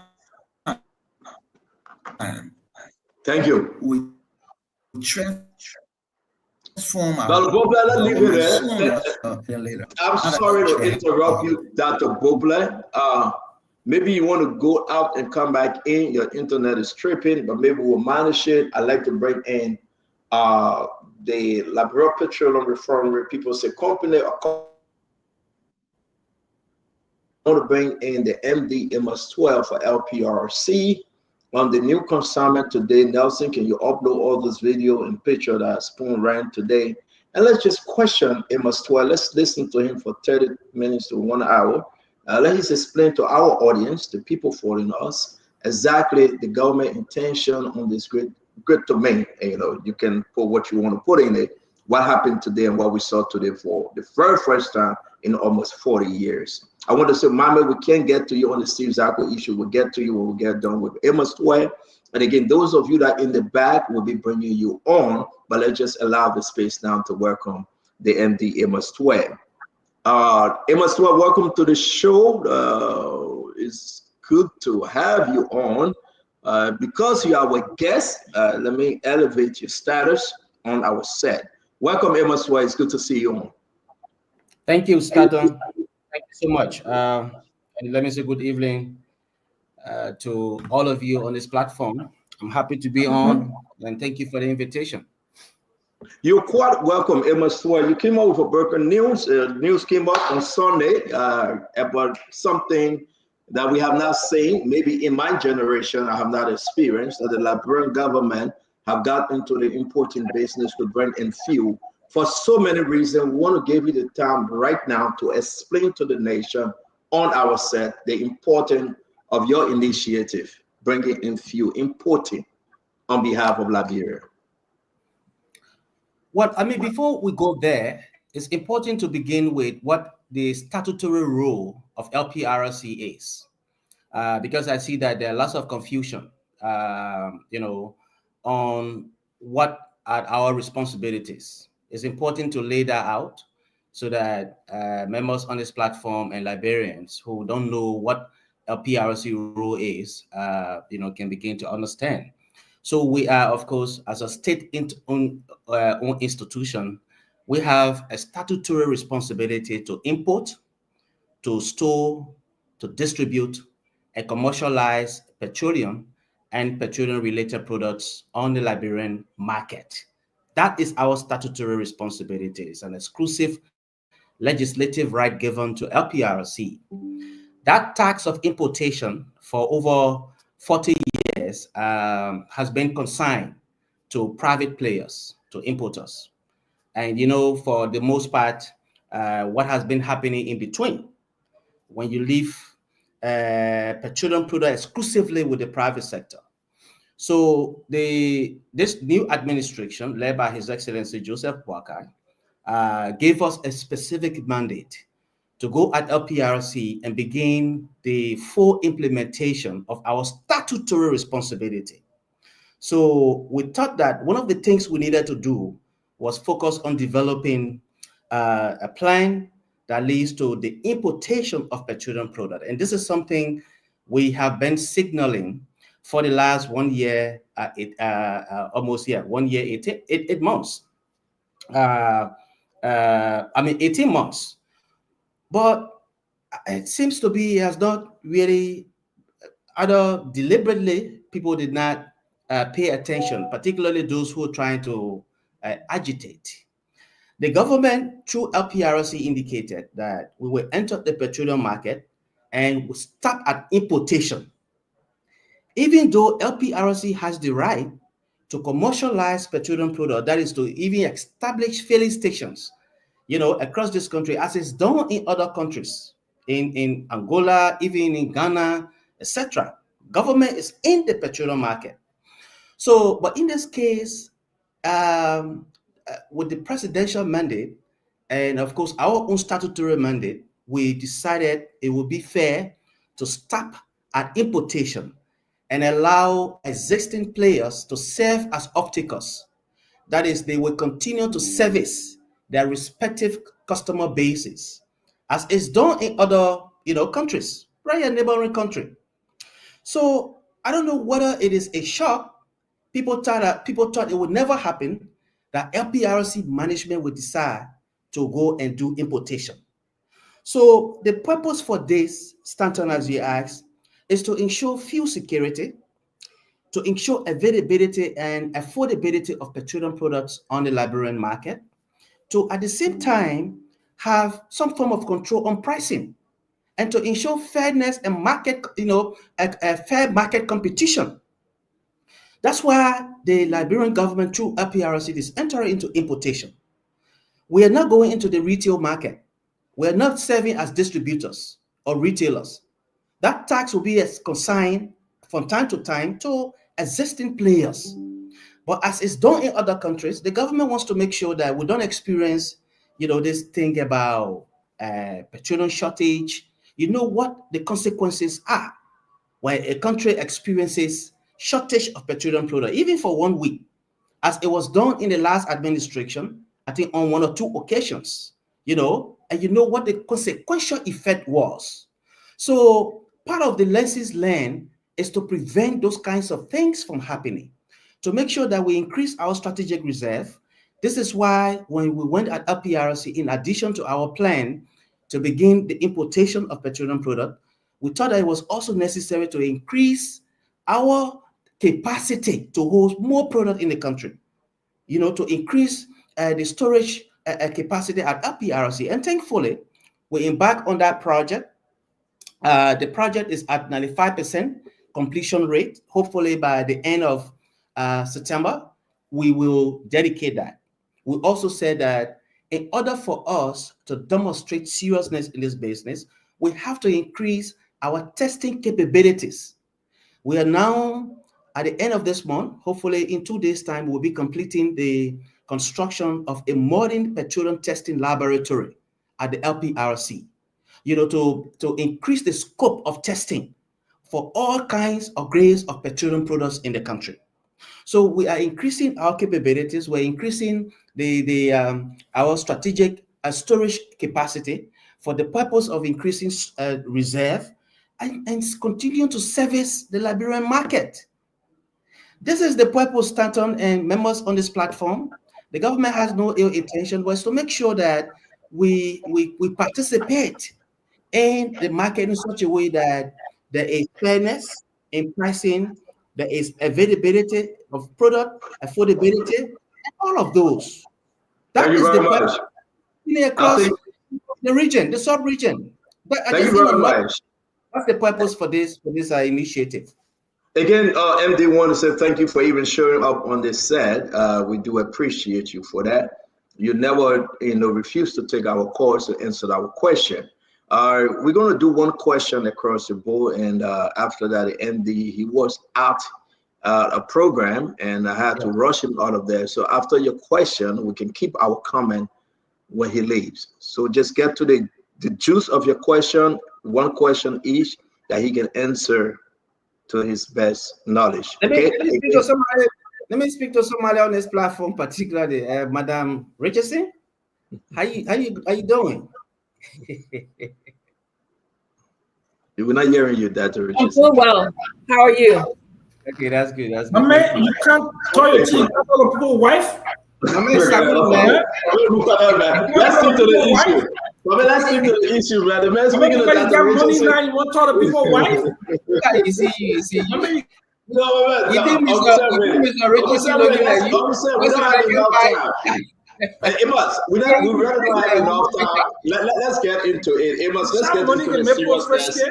Let's get into the seriousness of our conversation tonight. Let's get into it real quick. I want to welcome all of you, but we have to discuss this seriously. Amos, I watched the Spoon journalist asking you a question, right? Everything you said is just falling in line to the expectation of rescue. I gave you that. People may disagree with me. But one takeaway that I had when you spoke on the issue is the agreement with this company we are doing business with. You say you are not ready to disclose who we're doing business with and where. Can you help us understand why? No, that's not what I said. That's not okay, what correct I said. me. Thank you. I think the question was where the products or the product will be coming from. So I said to him, as a country, we can't just say it's going to come from one particular region or one particular country. So, but we mostly deal, we transact with product from the Dubai, France. Of course, there's STS happening in the region, right in Lomé in Côte d'Ivoire, where there's major transshipment of products. So we also take product from we're taking it from Lomé, from Togo, and other parts in other European countries as well. So it is not one particular country that is importing product in Liberia. So who are we dealing with? They call them Trastar. Okay, it's a very important Dubai-based company. So they have a very reputable name, a brand name. So and they're very reliable. Okay, I hope I've answered your question. No, actually, you know what? I'm going to pause over here because once you told us tonight you didn't with stress to start because when we investigated, it was true. And I think you're being honest on the show. I'm going to just leave it like that. If I have any further question, I will come because when we did our investigation, the name TriStar came up. And I thought because you didn't call the name, other people had issue with, but you've been fair tonight. Is this TriStar connected to Starcom, the one that we signed agreement with last year? Absolutely not. Absolutely not. Okay, thank you very much, Amos. I do believe that the rest of the guys can ask the question. Uncle Samuel, one question, Dr. Richardson, Governor Clinton, and then we'll go to the rest of the team. Amos, I'm picking. I was on the board of LPRC. I don't have any questions. Stop calling me picking. I'm a man. This is a full-grown man talking here. My man, you're picking. I will call you and ask you the question. We're not going to talk about it on the team. You must have to talk off air because I was on the board of LPRC. I know what's going on. I will talk to you off air. Have a good day. I love you. Enjoy yourself. Thank you. Thank you very much, Uncle Sam.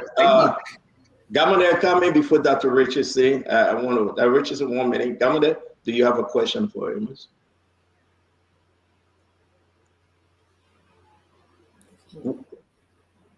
Why we're not hearing Governor Nelson? Okay, let Nelson work on it. Please call him, Dr. Richardson. Can you please? So, Mr. Twez, good to have you in the studio.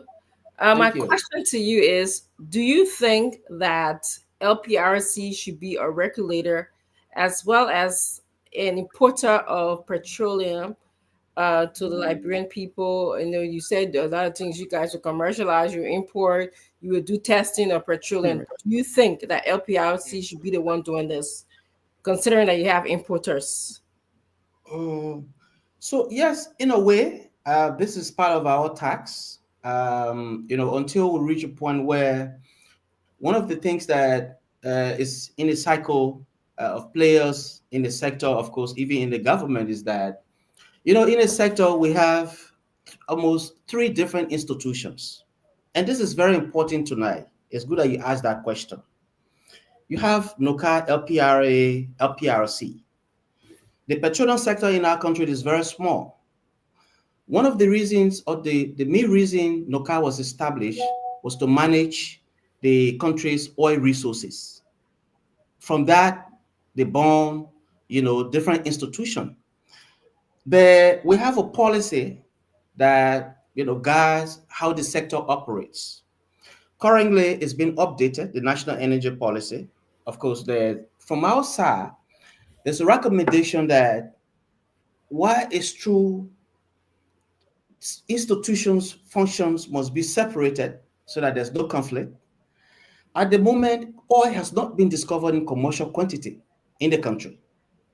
In nations where these things happen, oil is discovered in commercial quantity when the institution is established, the revenue, the maintenance, the operations of that institution is purely hinged on revenue from the sector. So we have had conversation with other players in the sector, even the circle of the government. Currently, the regulatory role we're playing is basically issuing importation licenses, importation license, distributorship licenses. That tax is performed for less than a month in a whole year, particularly January. So LPRC, the reason we're performing that role is because we were not importing petroleum products. We are importing petroleum products. Now we're saying those existing players are not going to be left, alone or thrown out of the market. The best model to do, to utilize in Liberia, as it's done in other countries in the sub-region, is that existing players can serve as offtakers. Okay? They serve as offtakers.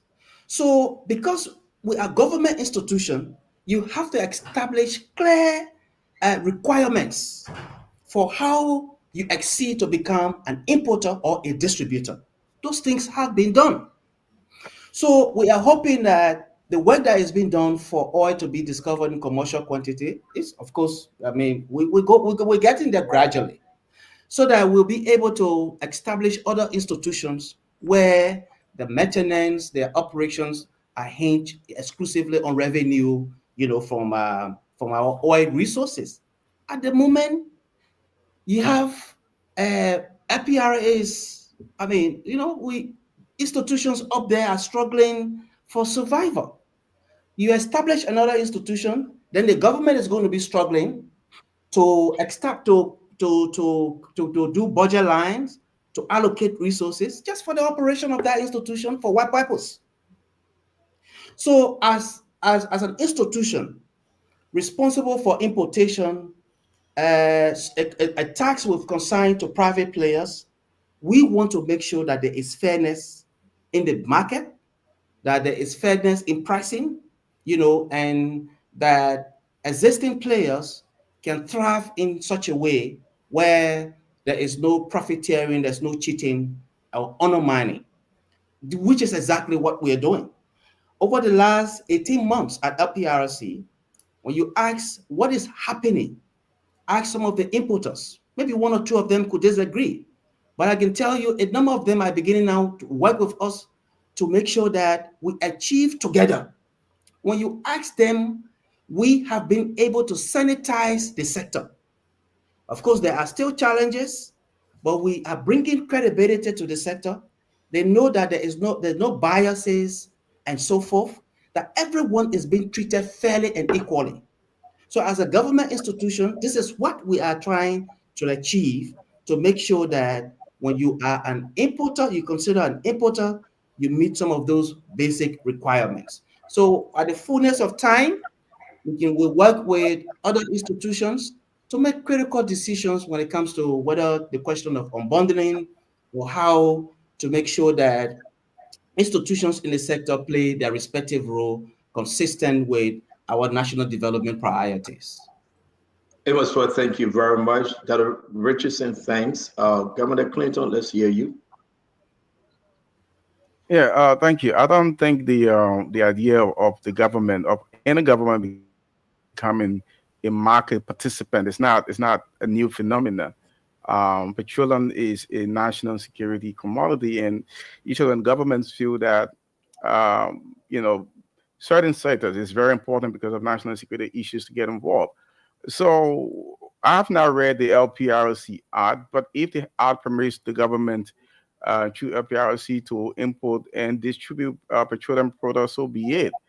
My only drawback would be then the function of LPRC as far as giving licenses need to be turned over to another agency, maybe the LP. I know we have the Liberal Petroleum Regulatory Authority. Give them that function then, because you can have, LPRC being a competitor in the market at the same time providing licenses to the people they are competing with. So it's okay for the government to do that, but I think then the function of LPRC giving licenses out to, I don't know, in this case, importers or distributors need to go to another agency just to prevent any kind of bias or any kind of complaint. Thank you. Thank you very much, Governor Clinton. Aaron McGray, let's hear you. Amos, for me, I see a correlation between that and the LTA, Liberian Telecommunication Authority, and the Liberian Telecommunication Company. One is the regulator, one is a competitor also on the market. But my question, basically, I've heard this before, that we're pushing towards getting to refine oil. And as a result, the intention was to build a new oil refinery. Tell me how far that prospect is moving on.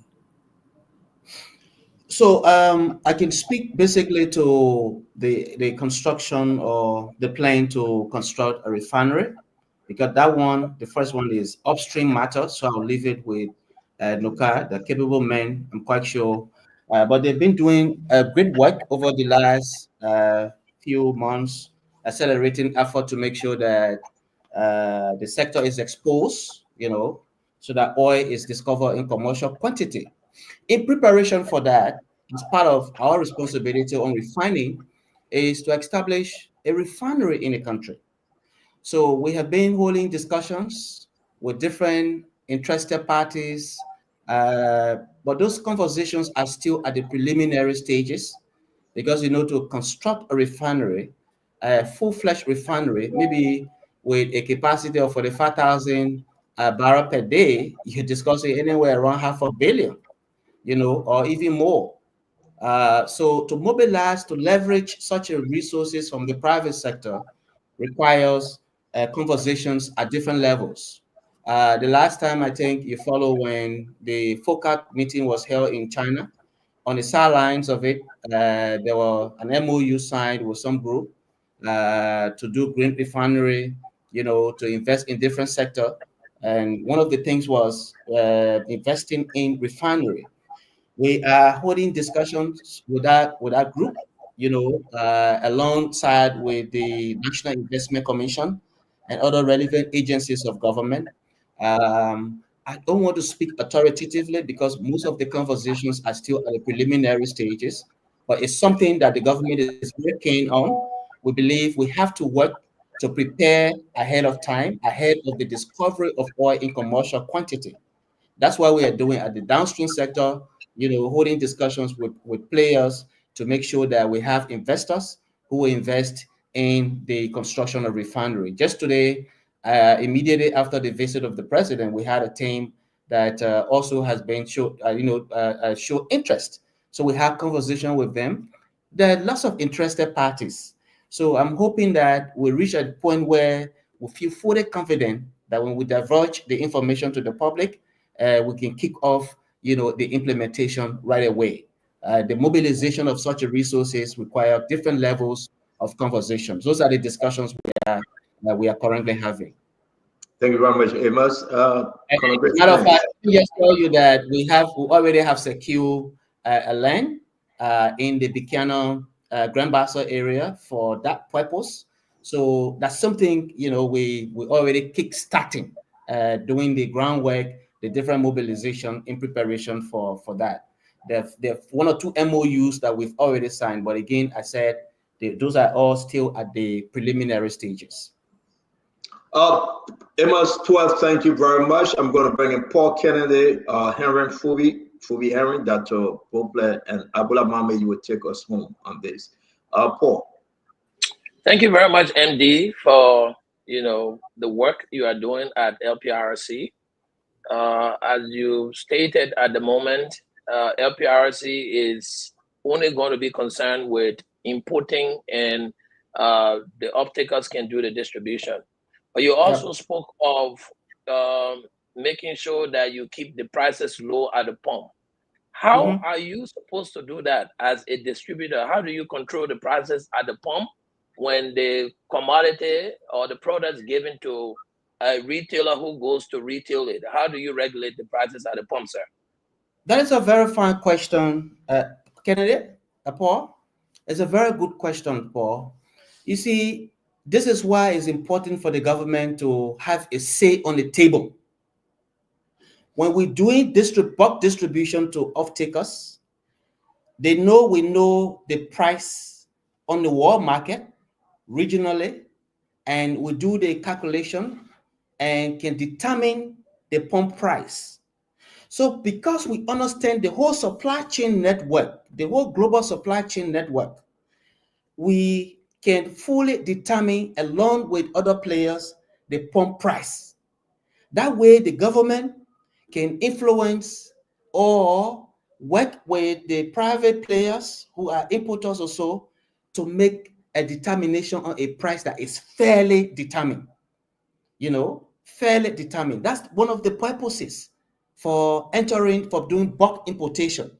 Because, for example, you purchase at metric ton, prices can vary sometimes, but when you know how to negotiate for a metric ton at the global level, and when it comes here, even you do the subtraction, they pay the different taxes, the different levies, whether it is import tax, it's sale tax, it's road fund, a surcharge, etc.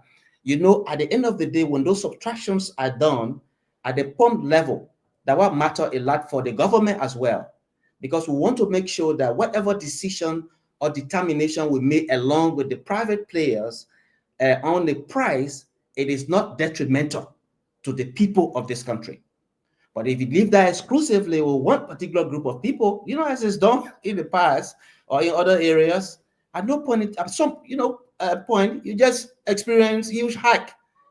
So it's good that the government is participating actively, and this is intended to also build the capacity of Liberian businesses. I can say that to you, and they can be assured management is very determined to work with them.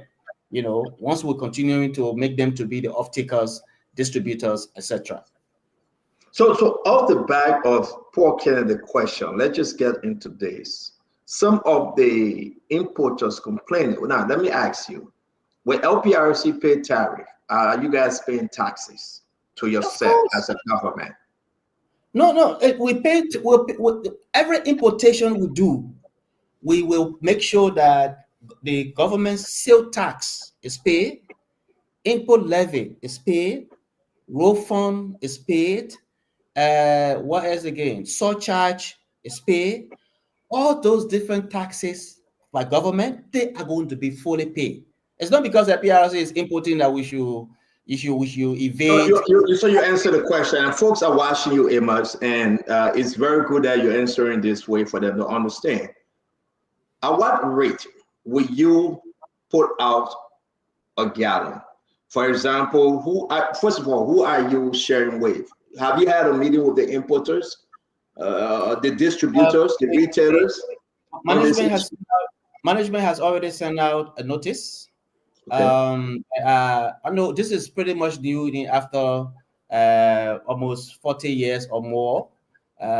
So management has sent out notice to importers, and some of them have already started expressing their interest. This evening, before I could leave the office, the legal department and marketing department told me that they've already started receiving interest. Of course, personally, we've been approached. So they are aware. And I must say to you, Stanton, that we have created the awareness on this for the last 1 year plus. At every importer meeting, we always inform them of management's plan. And a number of them have been coming to us. Yes, we will work with you. Currently, like I said, we're already receiving interest, on. So we have developed what we refer to as an SOP for the whole supply chain to the end user.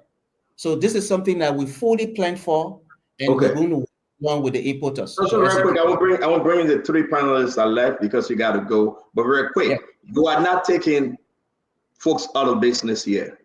That's the key. Absolutely not. That's not the desire of the government. Government wants to make sure we create more, middle income earners. We empower Liberian businesses. How can we be the one now creating the condition for undermining, their effectiveness? We can't do that. Thank you very much. Fubi, let's hear you, Dr. Bopla, and Abula Mama will take us home. Yeah, so MD12, I support the whole operation of government bringing in petroleum products in line with LPRC's statutory mandate. That's something I support 100%, and I think that's something that we should do. And I also look forward to seeing the government refining her own oil. Also, that's something that the essence of which LPRC was established, petroleum refinery. So we want to see that happening soon. If you guys can fast track that. Then the one clarity that you need to make also, I think with the issue of you bringing in the fuel and other importers, I think you said it earlier, other importers will be serving as off-takers. So you need to make that clear to the public.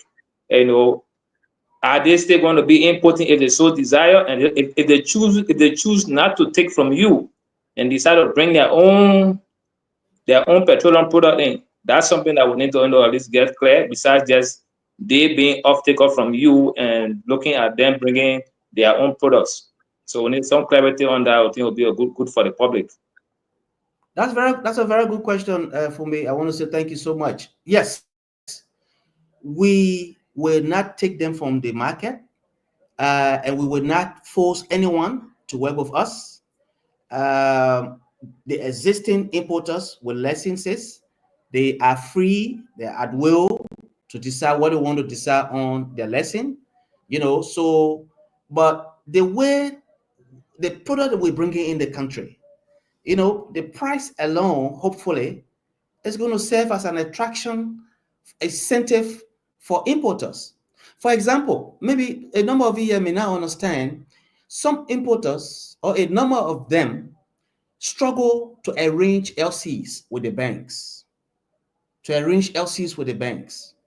So we are going to serve as a buffer for them. So instead of you struggling to arrange LCs that you have to pay the cost, if LPRC imports bring the product in our tanks, is it not seamless for you to just come to us and often serve as off-takers, then going to go through all those different complexities, and sometimes you arrange for vessel, it would not come, and so I think in a way we are actually intended to help them, and they will get to realize pretty much soon. A number of them will get to realize that. So nobody is on duress. Nobody will be forced to serve as off-taker from LPRC. But I can tell you, the market forces will make determination. The prices as well we're going to be offering, hopefully, is going to serve as an incentive for them. And the fact that we are serving as buffer between them and the banks, providing the products, those are things that are going to serve as incentive for importers. Real quick, Fubi, thank you. I'm in out. I got a ship out there. Can you talk to us? There's a complaint coming in that is it true that you put a pause on the incoming consignment and the ship is still on the sea? It cannot dock. Can you clarify that information? That is not to my knowledge. Look, I hope the Aminata folks can understand. Aminata is one of the importers that has exclusive tank usage agreement with LPRC. So we gave them 2 exclusive tanks for themselves that they have.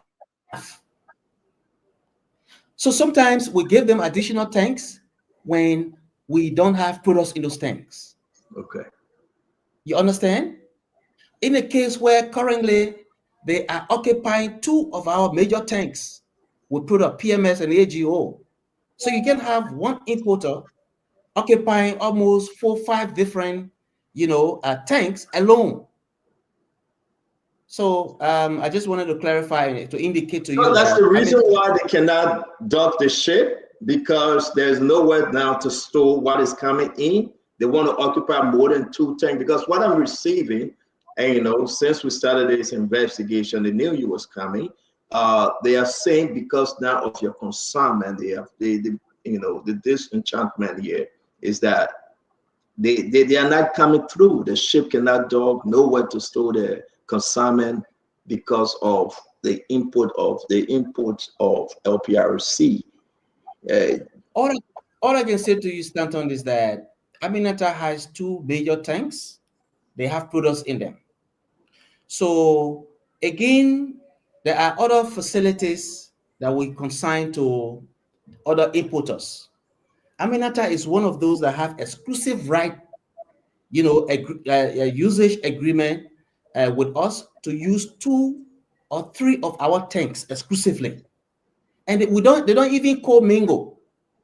What co-mingling is that Paul has a product, Sami, Remy, all 3 importers product in the same tanks. Because of that exclusive right we give them, they don't even co-mingle their products. So let me stop there, because no, stop that. Don't go. What I'm hearing, I really don't want us to go into it, and just stop right there. I'm not going to push you, because it gets into the place that when it came up, they said, well, let me just let go. Dr. Bobler talked to us.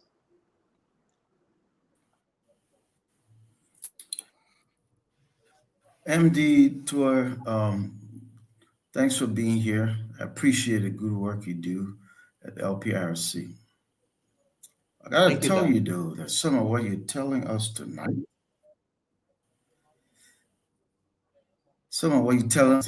it flies the face of microeconomics.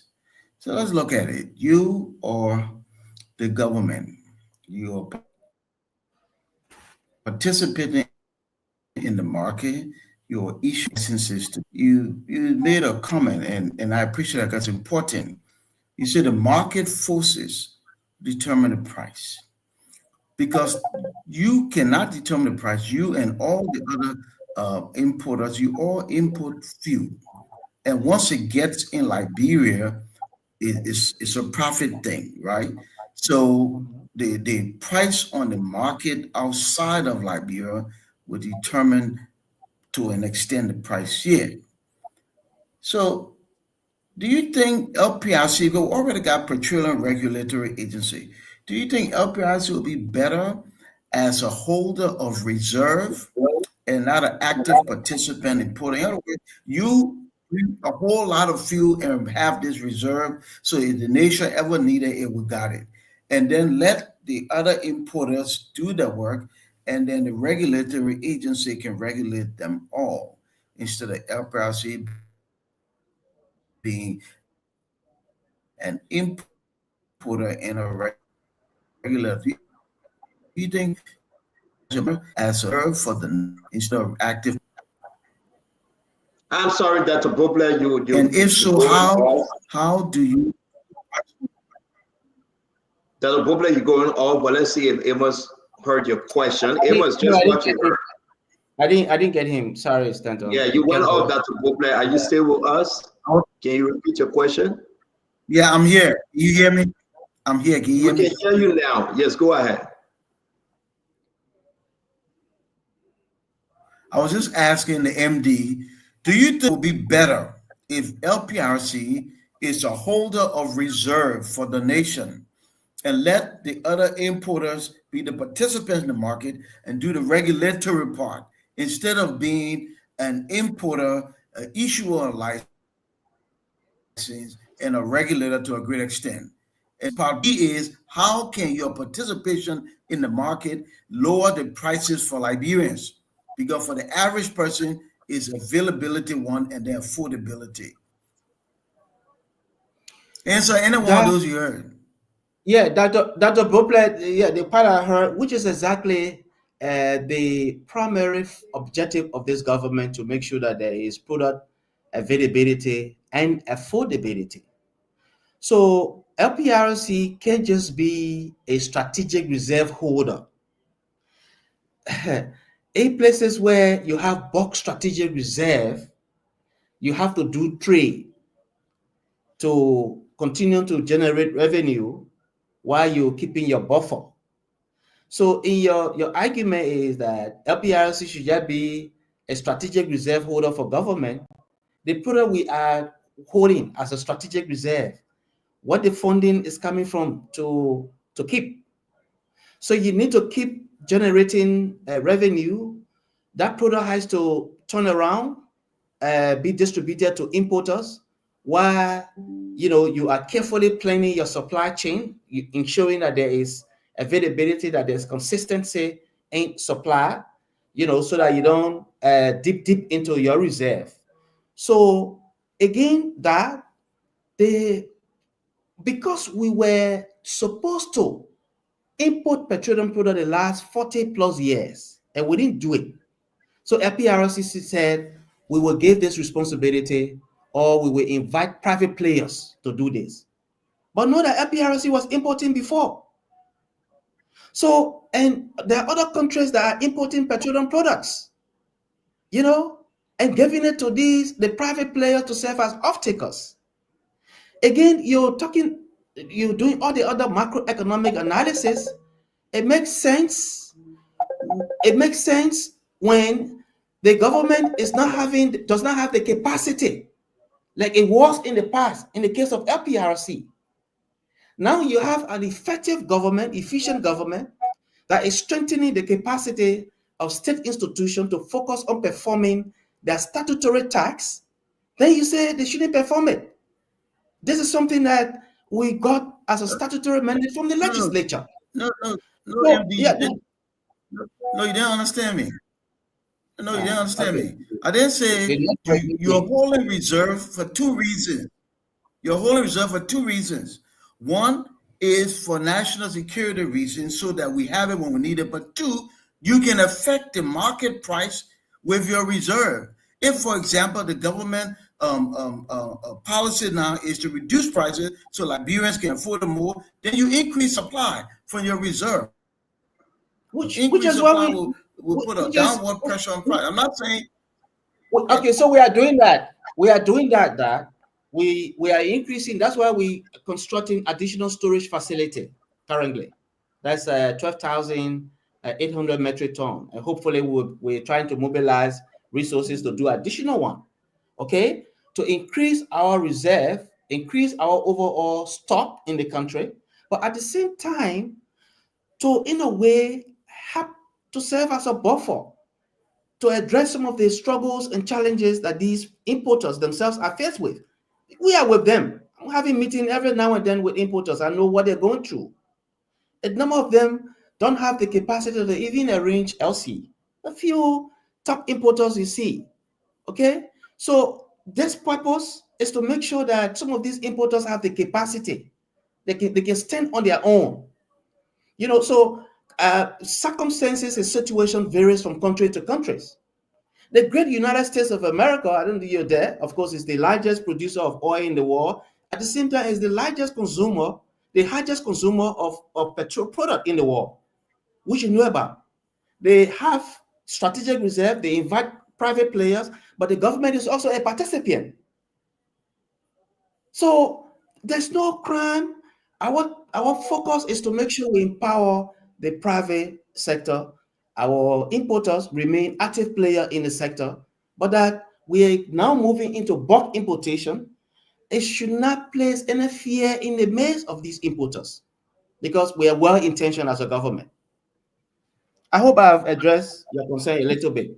No, thank you very much, Amos. Let's move to Abula Mohammed. Abula, you asked the last question. We appreciate you on tonight, Abula. Go ahead. Thank you, Amos. I will make complimentary statements.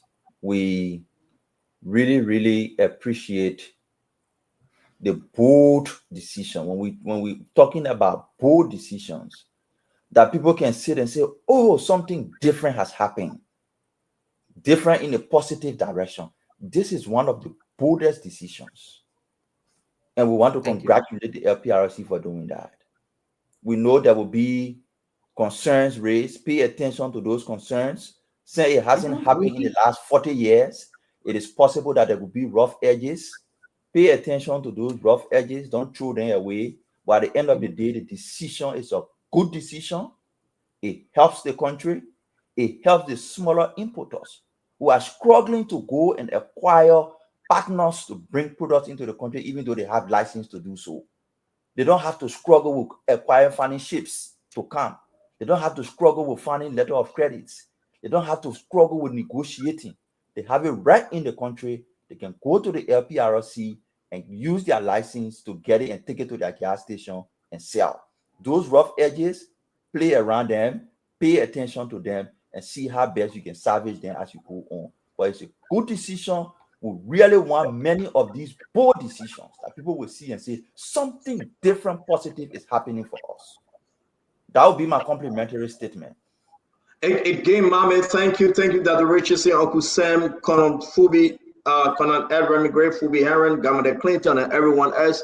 It's always good having you. I'm going to do a takeaway question in your closing. You can please answer.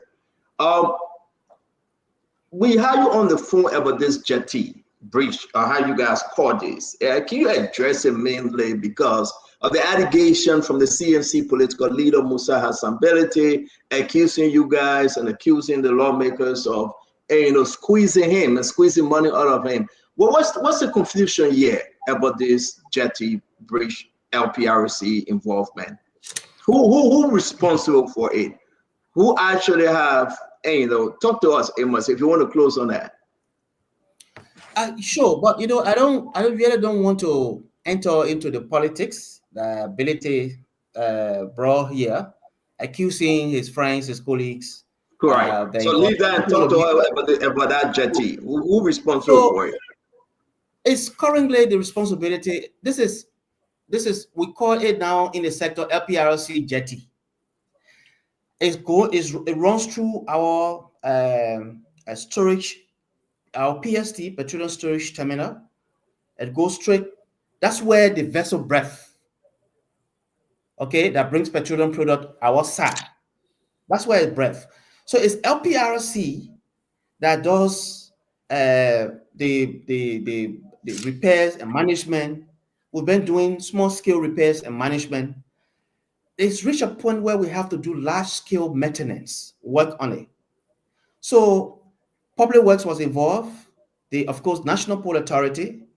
When the World Bank constructed that jetty, because it passes on the land owned by the NPA, but we are mostly operating it. Maybe it's the mistake that Mr. Belete is making. I don't want to dive too much into that side, but it's currently the responsibility of LPRC to do maintenance, on the jetty and so forth. This is a World Bank project. I think they spent around $15+ million to construct that. It's owned by the government of Liberia. So it is in the downstream sector. Which agency of government that is supposed to be responsible to manage or maintain that facility? That private player? I mean, that's simple. That is just simple logic. Something that is donated by the World Bank, through a multilateral arrangement, and is given to the government of Liberia. The private player is supposed to own it or supposed to maintain it. It's just simple logic. So let me stop there. But I want to piggyback on what Mame, started with. Ambula, I want to say thanks for the commendation. Of course, we also want to appreciate the president for the political will. Honestly speaking, the president must be commended for the political will because it has been extremely difficult. Administration after administration fought to bring this to light, to bring a product in country. They were fought. And we're grateful that we have a president that mustered the courage to say, whatever bold decision you're taking, once it's in the interest of the people, I will support it. You know, so we commend the president for that. Now, to just add to what Mame indicated, look, last year alone, 2023, there were about 16 importers. 16 companies were giving importation license. Out of those 16, you know how many of them imported petroleum product in the country? Less than 6.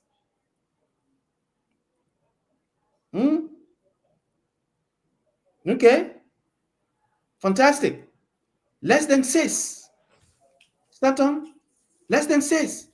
Like Ambola indicated, a number of those other smaller importers don't have the capacity to go to the banks to arrange LC. What become of those people in the sector?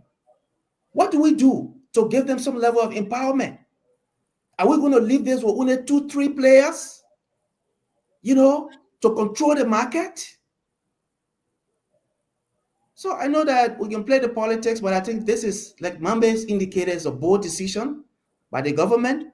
So it's it's almost a curse that we're breaking, and it's not targeting anybody. I know, listen, not to interrupt you while you're doing your closing, but you said 40 years. It never happened under the last regime. We haven't seen it. It didn't happen under the last regime. No, it did not. It did not happen under the last regime. Whatever happened under during the last administration was, you know, G2G, government donation. So you don't call that LPRC direct importation. You know, so yeah, it didn't happen under this one now, because you distancing yourself from the G2G. This one, you are taking full responsibility that you apply for something, you pay your own money, it's coming in the country, you're going to give it out and get profit as a government. Am I correct? Yes, we want to call that margin, you know, to get small margin and make sure that, yeah, we don't, you know. And let me add, thank you very much. We got to let you go. Let me add. Go ahead, Ambila. Go ahead, Ambila. The difference there also is a private company is trusting the government of Liberia to LPRC. Say, I trust you that we can do business, a multi-million-dollar business. That's the message here. A private company is trusting the government of Liberia based on its ability. And for example, on open credit, the government not going to pay for it? We'll pay for it, but for example, it's on open credit. Yeah, so that's why I'm going towards, Amos. You didn't put any money down. There's nothing. They just believe that you had a good credit rating, and they went ahead and say, listen, with supply, you pay our money back. What's the turnover time for this consignment? They've assessed our records, you know, so this is open book, 45 days. You know, some get 60 days, some get 30 days. So yes, it's because of the credibility of this administration, you know, that people out there can say, we trust this particular government institution to perform this task. This is millions and millions of dollars we're discussing. You know, are you talking about petrol trade? Yeah, would that be one of your retailer, petrol trade? It's possible. Anything is possible. You know, I don't want to be specific with any company, but I mean, LPRC is open to work with all the licensed importers. I can tell you that. Edward Sweat, Managing Director at LPRC, thank you very much for coming in on this phone talk. Wow, you're brave to come on tonight, man. But I want to say thank you very much as always. It's good to see you. What did I be here? I've never shy away from coming. You know, no, you didn't. You always pick our calls and answer our question. We appreciate you tonight, Evans. Thank you. Yeah, thank you so much. You're welcome. All right, guys. We want to say thanks to all of you for joining us. Let's just wrap this thing up. We got 30 more minutes. Guys, these are the remaining importers Amos was talking about. West Oil, Total Liberia Limited, Aminata and Son, National Petroleum, Scrimex, Interpress, Connect, Petro Trail, LRB Africa, Monrovia Oil Trading Corporation. Now, again, it's true. When you go through and dig deeper, you get 20 some more people get import to lesson. But how are they performing? Now, let's hear our takeaway, and then we'll move on from this end. What say you, Dr. Richardson? What's your takeaway from Emma's presentation tonight?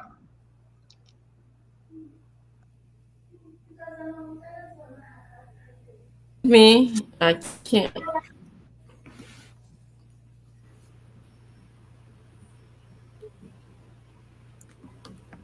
I'm trying to unmute. We'll come back to you, Dr. Richardson. The internet is killing you from your end. Uncle Sam, what's your takeaway? Emma's presentation tonight. Look, there has been no shortage. The market is being supplied adequately. They have a system between the Ministry of Commerce and LPRC on some degree of buffer stock. That was what is taken care of. This is clearly a commercialization for LEC, for LPRC, for somebody to make some money. I have no issue with that. I really don't have any issue with that. Somebody coming to get rich. That's all this is all about. Is that somebody the government of Liberia? Yes. Okay. Yes. People at LPRC will get very wealthy. I was on the board of LPRC before. No, I'm not talking about people, the government. Are you talking about an individual? Individuals will get rich, very rich. Both with why you couldn't ask Emma to clarify? You say you talked to him privately. Now he left. No, I'm just saying you've been very disingenuous here. You had a managing director. No, I will not let you finish. I don't like this. Let me finish. No, I'm just saying. It's the hypocrite behavior. I'm gonna ask him why he would make money. I'm gonna ask him why he would make money. You are looking at him. You call him your friend. You call him Peking. You call him your son. Now he turned his back. He says somebody come to get rich. I'm saying, who are you? If you cannot look in his face and talk to him. I'm not going to your page. He said, I'm not going on your page. He sat in front of you, Uncle Sam. You was a coward to question him, to bring about what you believe.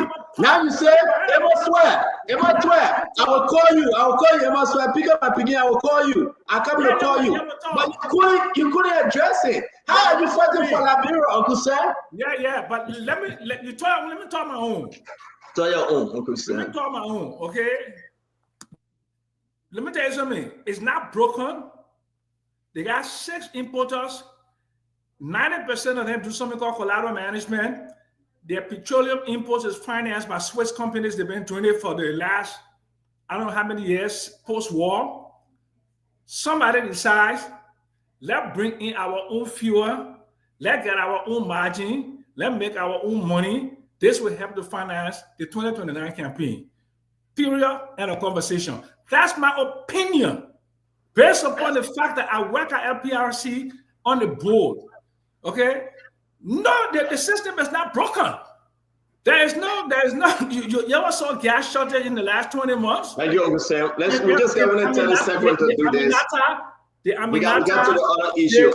Thank you. The Aminata, the Streamex, the National Petroleum. Did they tell the LPRC that they cannot bring in sufficient petroleum they need for LPRC to help them to finance their imports? Thank you, Uncle Sam. Yeah, man. Thank you. Let Uncle Sam, you and myself will get it on this show because I don't like this, and the Liberian people deserve better from us.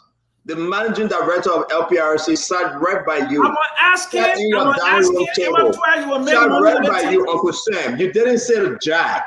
You ran around and called your son. You called your Peking. You told him that you will call you in the corner. You told him you will call you in the corner. You take him elsewhere. You texted him. You texted him and said you'll call you in the corner. And you want us to believe. That's a damn lie, Stage. You're a damn lie. I never texted you. You're a damn lie. I would never do that. My man, let me tell you something. If I want money, I will go. Uncle Sam, you spin it. Let me go ahead. Uncle Sam, the Liberian people say you today, you're my own papa. You know what I mean? You're my friend. You're my pop. But what you did today was very bad. You didn't fight for the people. You knew all this. You served on the board. But immediately the man turned his back. And when the man turned his back, then you go saying that it's a bad thing. It's wrong. Radio. They said, no, you should have said it in front of him. You should have said it in front of him. and he was going to address your concern, but you I'm didn't. supposed to ask the man a question. I'm going to ask him, am I No. Let's see. Yeah, stupid. We're not hearing you, Dr. Bobler. We're not hearing you, Dr. Bobler. I'm sorry, Dr. Bobler. We are not hearing you. I'm too sorry. Okay, we're gonna come back to you, Dr. Bobler. Let's go ahead and bring in Remy Gray. Remy Gray, let's bring you in. Dr. Richardson, can you hear us now? Okay, I can hear myself. Yeah, go ahead. I'm muted now. If you wanted me to come in, but I can wait. Go ahead, Dr. Richardson. Go ahead, talk to us. Can you guys hear me? Look, you good. My concern is LPRC being a regulator and importing fuel at the same time. I'm sure they're going to get accused, or they may even behave in a biased way to other importers. How can you say, someone like Aminata, who's now even accusing them of allowing them to keep their ship on the water, as opposed to bringing in, that you're going to be the one to regulate Aminata or Connex or Simrex? I'm just concerned about that. They need another regulatory body, but I'm happy that he said that he's going to manage price. I think someone asked a great question. How are you going to do that? I'm interested in wondering, how are they going to do that? LPRC don't even have their own trucks. They rely on private companies for transportation of petroleum. So I'm interested in knowing how they're going to do that. And I think if I had to take a bet, I'm going to say it's right. Somebody's going to get rich. We're going to be looking for another millionaire coming from LPRC. Dr. Richardson, thank you very much. Dr. Richardson, thank you. Remy Gray, let's do 30 seconds, guys, because we got 25 more minutes to go. We got to get ready for the fasting prayer tomorrow. So, Conor Gray. I think Mame, schooled in the right direction that probably I was thinking. In the last many years, most of these organizations, especially these arms of government, they just existed doing business as usual. Nothing significant has changed. And every day we come into politics, we talk about change. This is one move to drive that opinion that, someone made a change. I was in Liberia in 2008. The price of gasoline was just about the same as the price of gas today. Nothing has significantly changed in spite of the many importers we have. So that does not mean it's okay to leave it that way, because we'll be having unfair competition and so on and so forth. My hope is that LPRC comes in and reduces the price of gasoline for the ordinary water and transportation and so on and so forth. We have not had that for the last probably 20 years.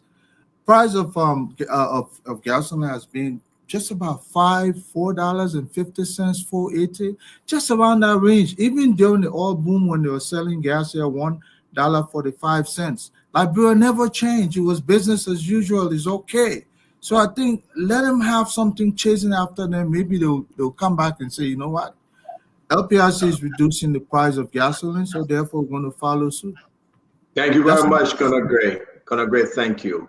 And I'm not saying this to attack Uncle Sam, but I'm disappointed tonight, and I will say my own when it comes to me. Paul Kennedy. Yeah, man, Uncle Sam making me mad, seriously. Paul. The man said ready for you, he didn't question you, the man tell him back and you say something. I want to get my opinion. I didn't want to question, I want to get my opinion. Yeah, go ahead. Christian Stanton alone. Thank you very much. Well, no, we can't take this from you. Not today.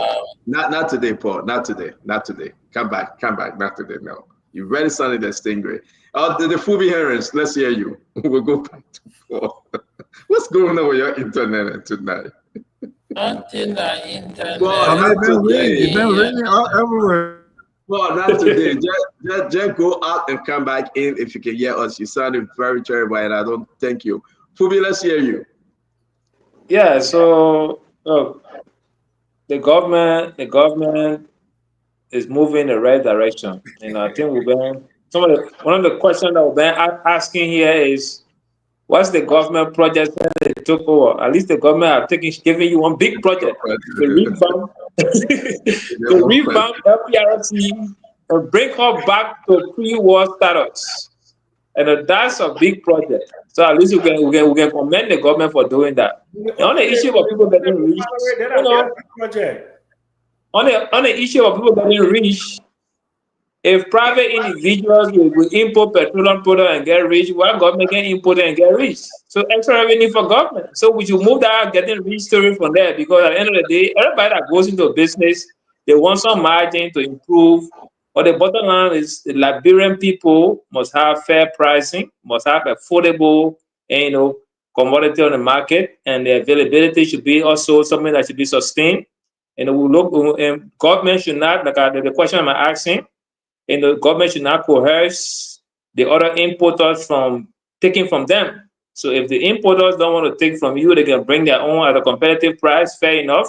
You should keep the playing field open and fair for everybody to participate, so that nobody should feel marginalized, but they should be able to have competitive pricing. That's a major thing for me. But it's a good thing that the government is going back and doing this, and something that we all yearn for, and we're hoping to see it happen. And my main take will be seeing government moving to the refinery part. That's something that I really want to see happen. Thank you very much. The fake data on the show, Dr. Fake Fubi Herring. Thank you very much. Abula Mame, let's hear you. Yeah, 30 seconds. I'm sorry, Councillor. I'm sorry, he's not a fake data. Abula, let's hear you. Yes, so like I said from the beginning, it's a good decision. Bold. Those are the things we like to see. What we will say to the LPRC team is they're just starting something new in 40 years. They will definitely experience some challenges. It should not deter them. What you should do is paying attention to those challenges and address them going forward. They should not come to you as something to cause you to stop, especially so that you know it's a good decision. Criticisms will be there, accept those criticism in good faith, and go ahead and move forward with this. I know how it will affect big importers. One of the ways it will affect big importer, and we're not saying this out of ignorance or arrogance, right? One of the ways it will affect the big importers is it will reduce their profit margin. It will reduce their profit margin, but it will be reducing their profit margin at the benefit of the ordinary people who buy petroleum products. That is the reason why over 40 years, government has not been able to make that decision, because the big importers will meet the president and tell the president to slow down. Tell the president to slow down. This president this time said, I'm not slowing down, I am moving forward. This is the way it will affect big importers. It will reduce their profit margin, because if big importers were bringing in 200 million metric tons and they were getting 1 cent on each every year, they will no longer be bringing 200 metric tons, because LPRC is bringing in 100 metric tons. So they will only be bringing 100 metric tons and will be making profit on only 100. That's how it will affect them, but it will affect them to the benefit of the ordinary people. And we appreciate it. We'll learn as we go, but it's a good decision. Thank you very much, Ambola Mame. Mr. Clinton.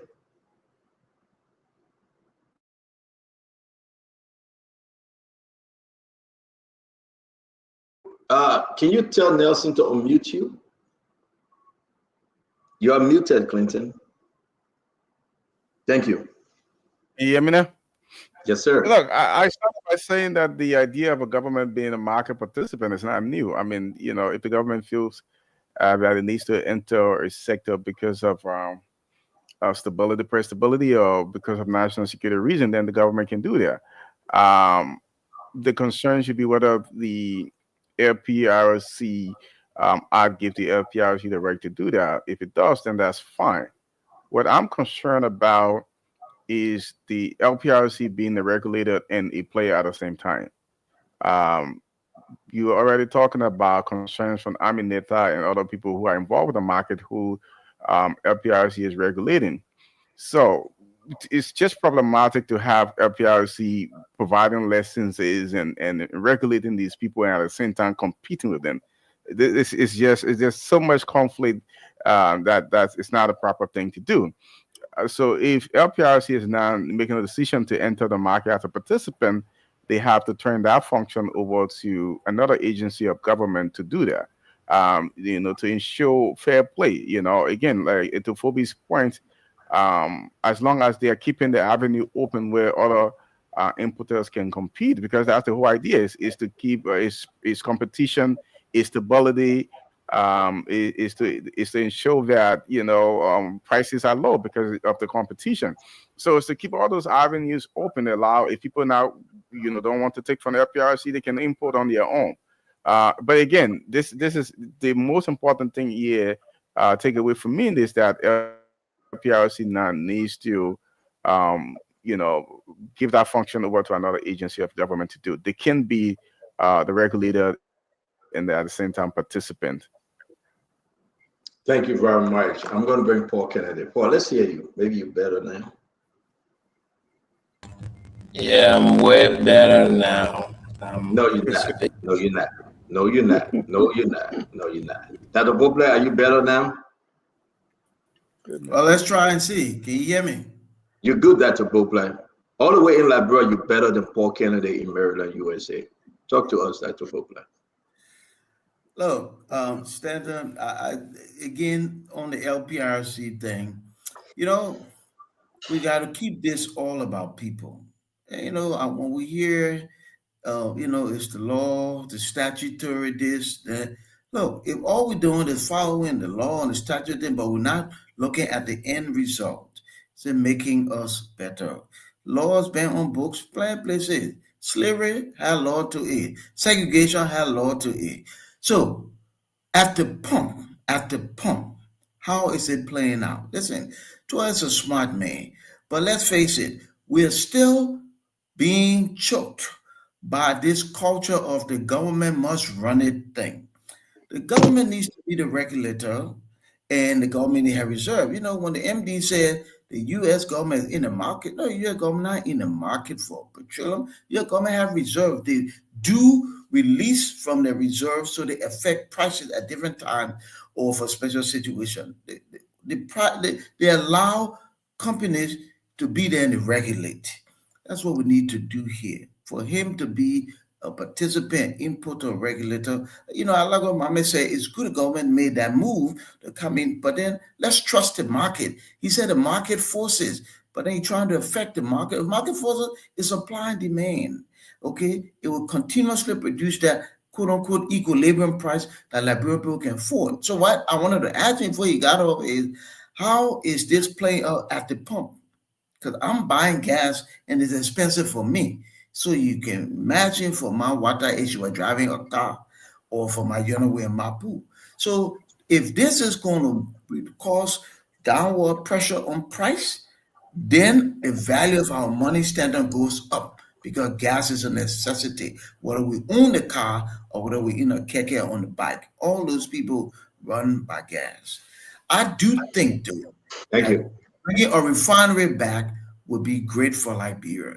If we can get a refinery, I think that would be great. Thank you very much, Dr. Boble. Councillor? Yes, thank you, Stanton, and good evening to my fellow panelists. Does LPRC has the authority under the law to do what it is doing? Yes. Which law gives them that authority? The law of 1989 gives LPRC the authority to import, to sell, and to distribute petroleum products. So LPRC is operating in the ambit of the law. Whether LPRC has the capacity to sustain what it is venturing into after 40 years, we can only know when LPRC starts to do what it is required under the law to do. Since the war, this is the first time. And I don't want to say because the other governments were not trusted. I think this is just a time that we have a new management in that have decided to take the bull by the horn. Maybe there were other reasons why the previous administration did not do it, or if they tried doing it, they didn't succeed. This administration have decided to do it. A very young managing director trying to set the record straight.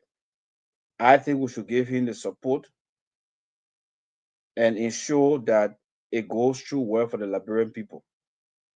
I am more concerned about the pricing. I don't care about the big companies, whether they were getting 10 million and they're going to get 5 million or 2 million. They're not going to lose it anyway. I care about the Liberian people getting petroleum products at a low cost.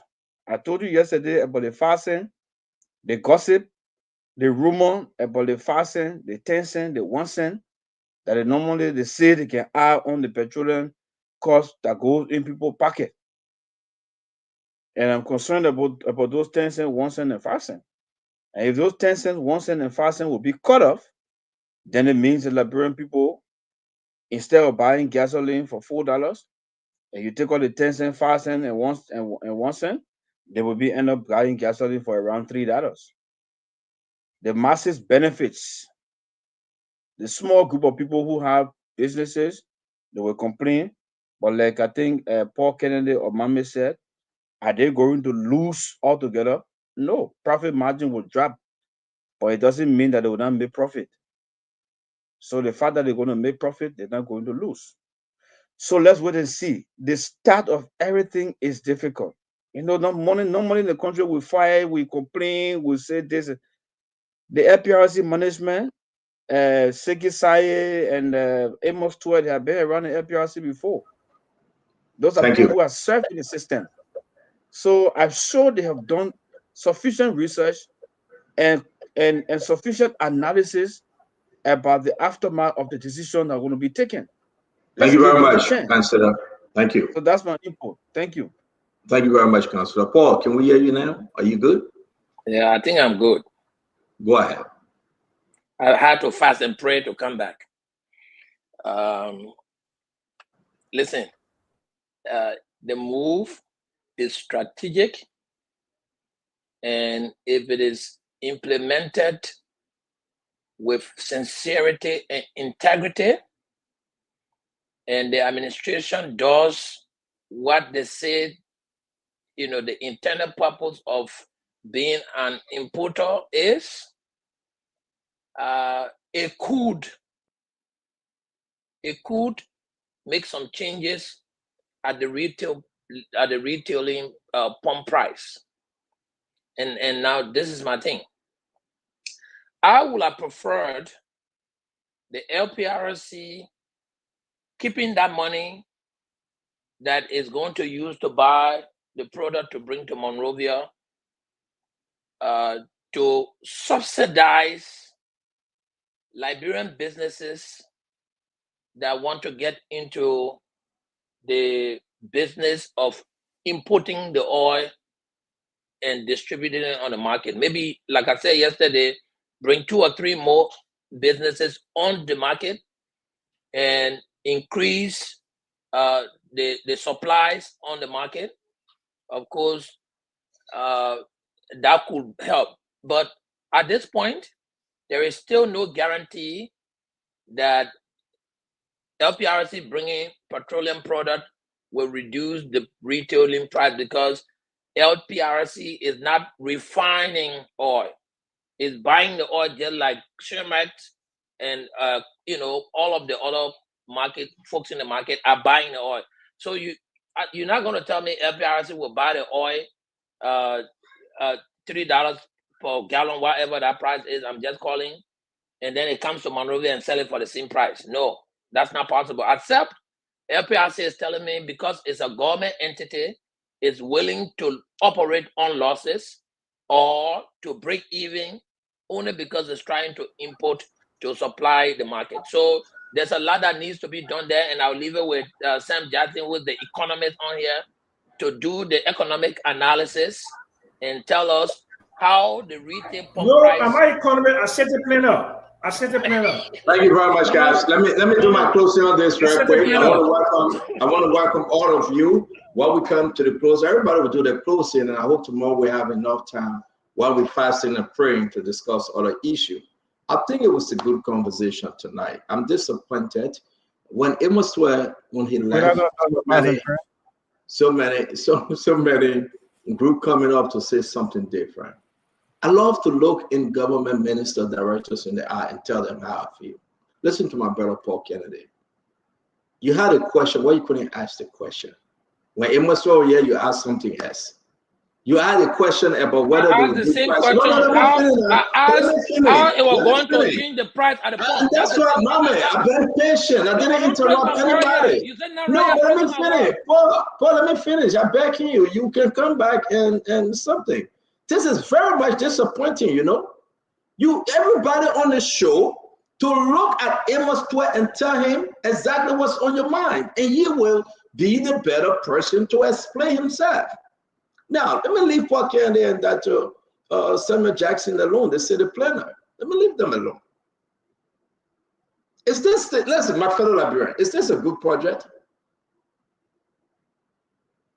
I think it's a good thing. Not because of Amos Swear, not because of this government. CDC had the time, the chance to do the same thing.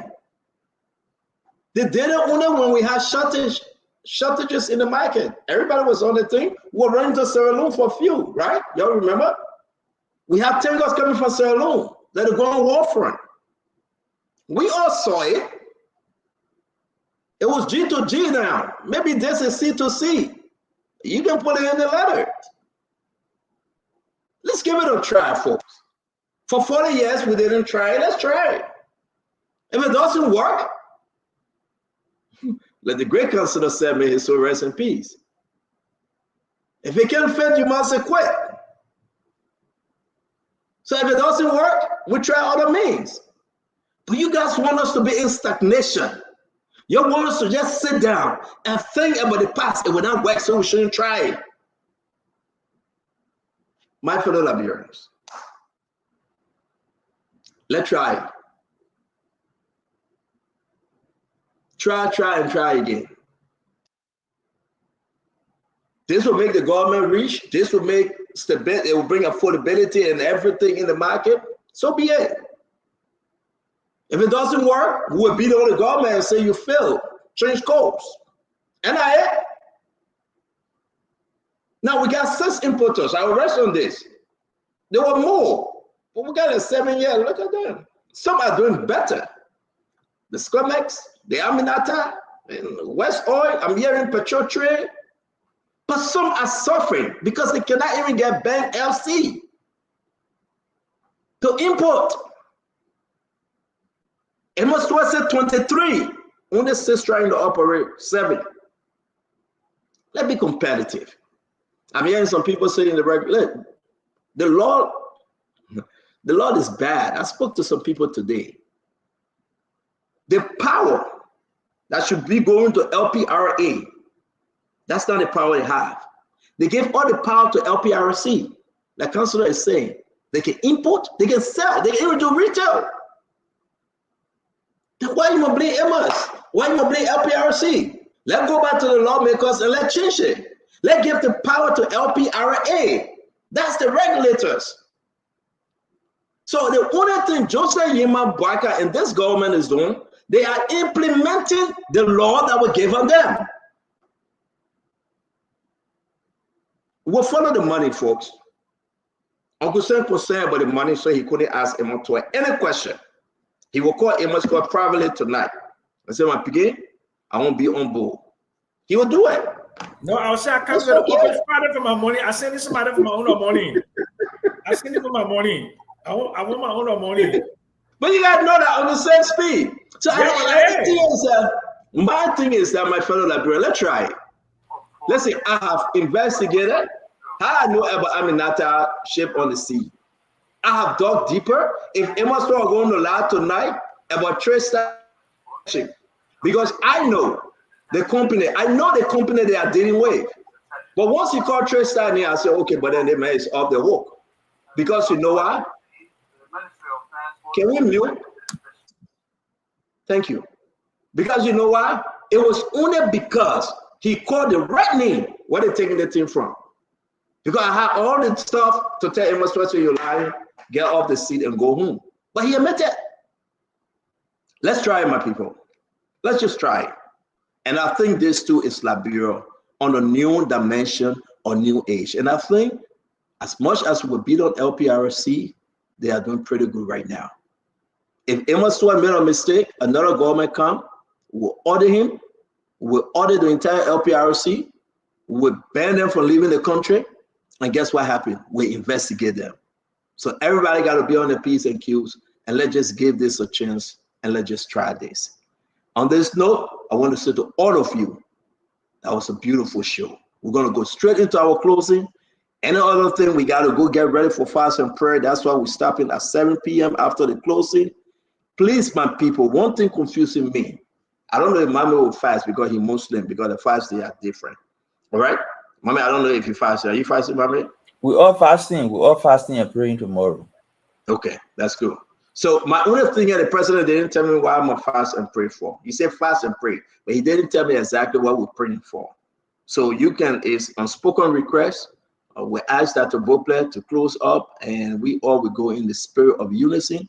Dr. Richardson, it's good to have you back wherever you went at. Thank you for coming back. And, and don't go for too long.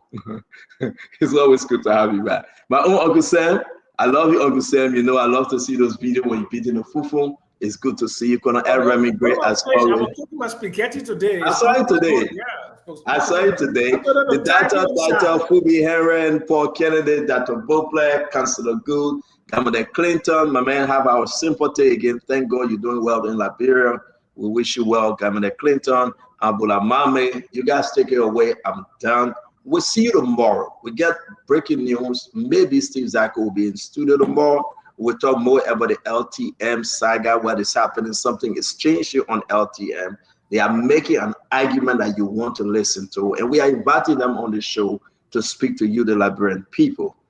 Till we meet again from my end, may God bless you. As you get ready to go into fast and prayer, please, for the sake of God, don't go to the nightclub. That Richard said, I excuse you because we want to the mentor now. Maybe we don't want you to be here. Okay, let me leave that one. We gotta go hold it into the fast and prayer. Anybody want to say something? I'm done. We're closing the show. And she's very attentive. She's very attentive.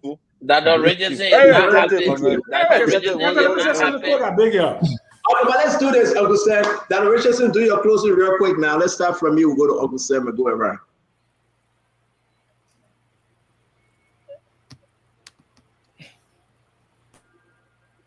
The internet is giving you a hard time. You good? You mute yourself again. I'm good. Yes, you are. Yeah, I apologize for what's going on. This is the worst that I've ever had, but it was a great show. I think that the LPRC director clarified some issues here. I still have the very same concern. How can they be a regulator and import, distribute, and commercialize at the same time? He said that the law gave him the right to do so, but I think Dr. Brupper made a very good point about the law, and I always like to use that part of the law, or that part of the history that says, slavery was a law, but was it good for? He always said Mahawa and Mawata or Mapu or whatever. So that is my question. I believe it's a good thing for them to get into importation. Liberian government can get into it, but they just have to be transparent and they have to show accountability. They have to, some people can say, let's give them a chance, let us see what will happen. But I'm not going to pay someone to give them a chance. I pay you, the taxpayer pays you for you to be able to research, compare, critically think about how you're going to work with the Liberian people, how you're going to import oil. But you're not just going to say, oh, I'm going to do try and error and see what works. I'm not too happy with that part. So that's what I have to say for tonight. Thank you, everybody. Dr. Richardson, thank you very much, man. Thank you for your input today. Uncle Sam? Me, I live long enough to make prediction for them to come true. They have not thought this thing through. I'll tell you why they haven't thought it through. There are limited amount of tank space in the country. Limited amount of tank space in the country. LPRC was a tank farm. It was renting the tanks to importers. I think they were paying like 20 cents, and they had all kind of like evaporation or so and so and so forth. So LPRC bringing their own petroleum now. They will be competing for tank space with current importers. You're listening to my water. My water, you're listening to, because 6 months from now, 9 months from now, when the trouble comes, I will play my recording where I say, I warn you, you didn't think this thing through. Also, berthing space at the Jetty. LPRC will be prioritizing its own vessels, bringing its own petroleum products, as contrast to giving priority to its competitors. LPRC is de facto now competing with Shrimex, competing with Conex. You don't listen to Uncle Sam. What a shame. I will go back to Uncle Sam. You had the time to speak to the managing director. What a shame.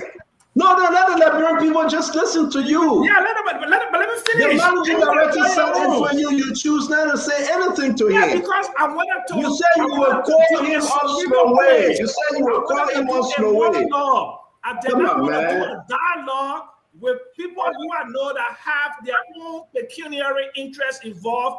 I'm not stupid to kind of ask somebody who is involved in something that I know to start asking questions for him to speak big English over me. No. When you really talking your own goal. Now, let me talk about people what I think and what I know. Because my water, my kid, and they send me to school for me to be able to tell them they kind of thing. When they send you to school, they didn't say you will be a coward. Okay, they say you know when the big man finish talking, then you talk your own. So, man, they have not thought it through. They'll be competing for tank space with the importers. They will be competing for berthing space at the Jetty. Then they will be competing in the market. They will be competing in the market because there's already a supply. So what you do, you bring in additional supply, right? So you bring in additional supply, but that additional supply is constricted by what? Tank space. If they had their own tank space exclusively for themselves, yes. But that means that the tank space they used to rent to importers, they will be telling Aminata, no. We need a tank space here. Petro trade, we need a tank space. We need a tank space. So what it does, it reduces the what? The income of people who have the infrastructure, they have employees, they have tankers, they get drivers, they get stations, they get people that are working for them. All of that, they just say, I'm not an economist, I can think like this. I already thought it through. I already know what. Uncle Sam, thank you very much. Uncle Sam, thank you very much. Yes, but Uncle Sam, thank you. Because you know what, bro? They haven't thought it through. There will be calamity in the market. There will be disequilibrium in the market, and the market will be distorted. Because okay, Uncle Sam, thank you very much. Let me say this, guys. It's always good to have Uncle Sam on the show, but sometimes we got to check him, right? Because this thing comes with age. He's 72 years old. Sometimes you forget. Musa Benete was on the show. Squimex, our friend Benete said he's not in something. He just stole people's supplies. Paul Kennedy, you were here when Musa Benete appeared. He put it in his thing. He stole it. You were using China Union. China Union take the stuff from him. Musa said, bring your product. I will keep it for you. You pay my 5 cents. You pay my 10 cents, or whatsoever the amount is. Uncle Sam, who in Liberia bringing in? You know what? I don't want to go there, Uncle Sam. Let's go. Let's go this in general tonight. Thank you for making that point, because a lot of our viewers don't know that. You've been very, very bad tonight. Musa himself not fighting this thing. If you know something, you are not being fair.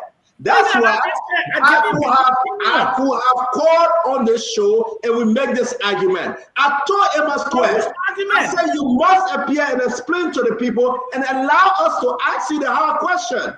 You sat on the show. You refuse to say the question. You refuse to ask the question. I have and answers to the questions already. Musa supplying. I have answers to the question because I know there's limited tank space. I know there's a market with a defined demand. And I know there's working space. You heard Amos West saying they have given Dr. Richardson, you on the show, Aminata. No question. You can use 210. Nobody about it. There will be no commingling. He said it, yeah. So what's the problem with Aminata? I brought up the Aminata question. Somebody will lose storage space. Where? Somebody will lose storage space when LPRC brings in their own product. So you know what happened? You know what happened, Uncle Sam? Uncle Sam, you know what happened? You got Musa Berete. If you want storage space, go to Musa Berete, pay the money, and store your consignment. And give Musa Berete more money. Right. Go to China Union and give them more money. What are you talking about, Uncle Sam? We cannot make our country poor. Limited amount of storage space in Liberia. Everybody knows that. Let's go ahead.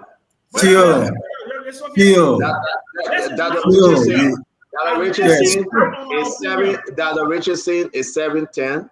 I want to go into the fast and prayer in my good mind, spirit, and soul. Correct. I will not allow Uncle Sam to take away my spirituality tonight. So therefore, I will leave this show and start my journey. Please, Dr. Richardson, please end the show. Everybody closing, please end the show. I'm going because you know what? I got to talk to my God. And Uncle Sam being a distraction to me right now. I can't stand it no more. Hallelujah. I said, Doc, I just want to make a suggestion, Dr. Richardson. Let's keep the closing to 1 minute and let's be disciplined. Let's keep it 1 minute. Let's be disciplined. Thank you. So let's just go according to the line that I see on the screen. Reverend Gray, you want to go, and then Fubi Henry, and then Ambula, and then Mr. Kennedy, and then Dr. Brooklet, and then Dr. Councilor Good, and then Gomonet, and then we can go home. You know, Doc Richards saying thank you so much. You know, when it comes to government undertaking any project, I think it's the government. For us to think that government cannot create additional farms for storage of petroleum, I don't know what government is not capable of doing. I know if they want to get into this business, they better look for additional infrastructure. And I know it's not going to be as it is right now and go into that business. It might not be laudable enough. And for the fast and prayer, I think we have to seek our soul and find out why we're not thriving as a nation, as one of those nations who came from war. Others are making their fortune ahead, but us. And the idea of a fast and prayer is a good one. We probably need to push further to start talking about war memorial as well, so that we can memorialize those who unfortunately lost their lives in our gun civil war. It brings closure. It helps people to cleanse their own soul somehow. And I'm hoping that the president in his infinite decision will also look into that, making sure that we establish that war memorial. And it's a good thing. Let's keep up to it. And kudos to the president for even thinking that way. Well, now who's showing a picture? I thought we're going to go across the board. Like where we won't get a port and walk into it. Why is he on my back? Why is he on me? Who's that? Fubi, and you let Fubi go. Then he will show the picture. I'm sure he coming to show the picture. Oh, amen. Prepare for fast and prayer. 1 minute, please, Fubi. Fubi, go ahead. So, I'm laughing. It like you. Just the point of Uncle Sam's point. You get your house. You rented your house out. At some point, you say you want your horse back. Then the renter say, no, you can't get you. It's unfair to me. Don't put me on your horse. What? That's government property. A government leases it out to those people before, and government wants to use it now. What's wrong with that? Isn't it fair? The only thing we're saying, government should not compel people to buy from us. So people should have the freedom to buy from government or bring their own products.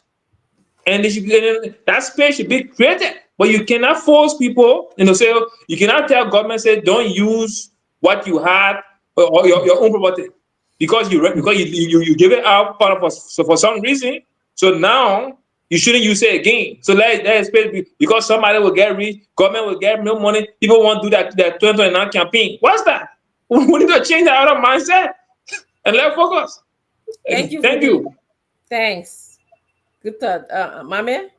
Yeah, Uncle Sam was right. That's the reason why the importers are fighting. Because if you were bringing in 1 million gallons and you were making $1 on it and saving it in the tank with the LPRC, and the LPRC said, no, going forward, myself will be bringing in 500,000. So only 500,000 you should bring. Meaning, instead of making $1 million a year, you'll just be making 500,000. And the government would not be making 500,000, but will be trying to reduce the price for pump users. That is why the importers may not be happy, because it will reduce their profit margin. What will also happen for them is, instead of going out to buy, just buy from the LPRC. So it's a good decision. There will be rough edges. There will be small mistakes, because you've not imported gas and managed it for over 40 years. Entering into it, you will meet challenges. We just encourage them to put their boots on the ground, manage those challenges well, and then transition to the next stage, where it's a revolutionary action that we support. Thank you. Mr. Kennedy, I don't know if they want to show you smoking your pipe or whatever. No, they send up, please take that picture and put my brother picture. Another picture. I'm talking about the gentleman who I want to talk to. He said it better with the picture. As far as the initiative undertaken by LPRC, I wish MD and the LPRC good luck, and I hope that whatever they are doing meet the goals and outcome they want. As far as fast and prayer is concerned, prayers and fasting are always good for us religious people. For a country, prayer and hope are not strategies. They need to focus more on putting strategic, activities together to accomplish what they want. I would be remiss to not use my remaining time on my 1 minute to say happy belated birthday to my brother, my big brother, and a mentor to me, Moses Sebwe, who has contributed a lot to the Liberian community. In fact, he and Senator John Reed from Rhode Island were the first author of the Liberian Refugee Immigration Fairness Act that became the DED. This man has contributed too much to the Liberian community in the U.S., and I just really wanted to say happy belated birthday, Brother Moses Sebwe. I was traveling on the 25th, so I was not, I didn't have the time enough to wish you a happy birthday. I just wanted to do that as my closing. Moses Sebwe of Delaware. He's in Delaware now, and he's a mentor to a lot of Liberian organizations in the country. He fought for Liberian people to stay in this country. Thank you. Happy birthday, Mr. Sebwe. Dr. Brooklyn.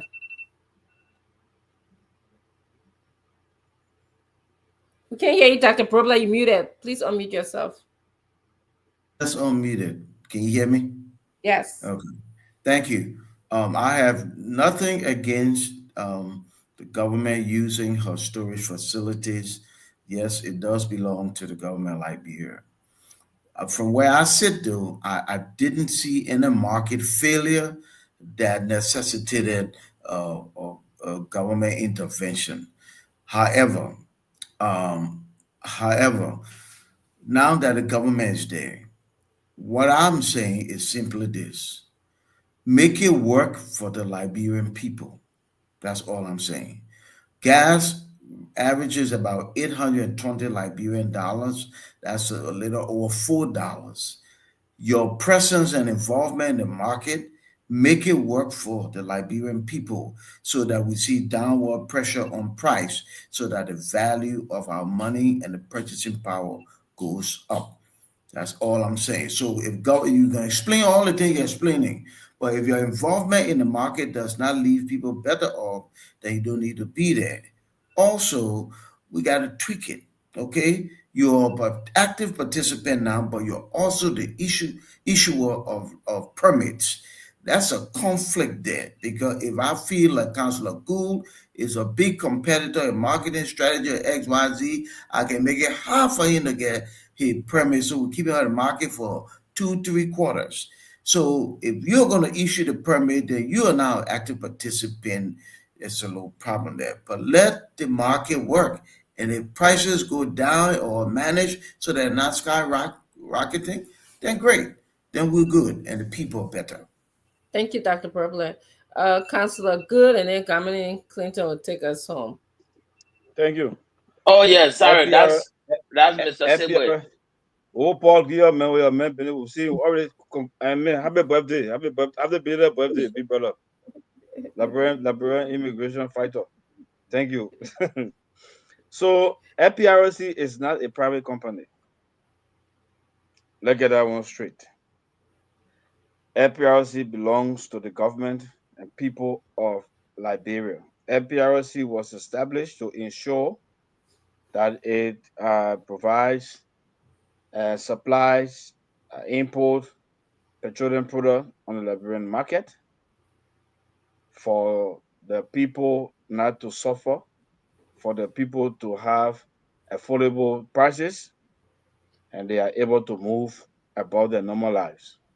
So the issue of people talking about, oh, you will disenfranchise people to make, if any profit that has been made is made by the government. Any profit that LPRC going to make, whether it disenfranchise anybody, is for the government. And those profits will be used for development.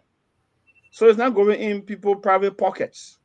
So let us not, continue to say, oh, you regulator, and then at the same time, you bring in fuel. We established LPRC, and we knew that they were going to be regulating, and at the same time, we gave them the power to import, sell, and distribute. So what we need to wait for now is to see how this plays out. Thank you. That is my concern. And I believe, and I support the decision of MD Twe and his team for Liberia to take charge of the petroleum market. In fact, we should not be saying there had not been failure. We should not wait for failure. It's better for us to preempt and act now, so that we won't come to the point, oh, when gas price gets high and gas shortage, then we'll start scratching our heads. No.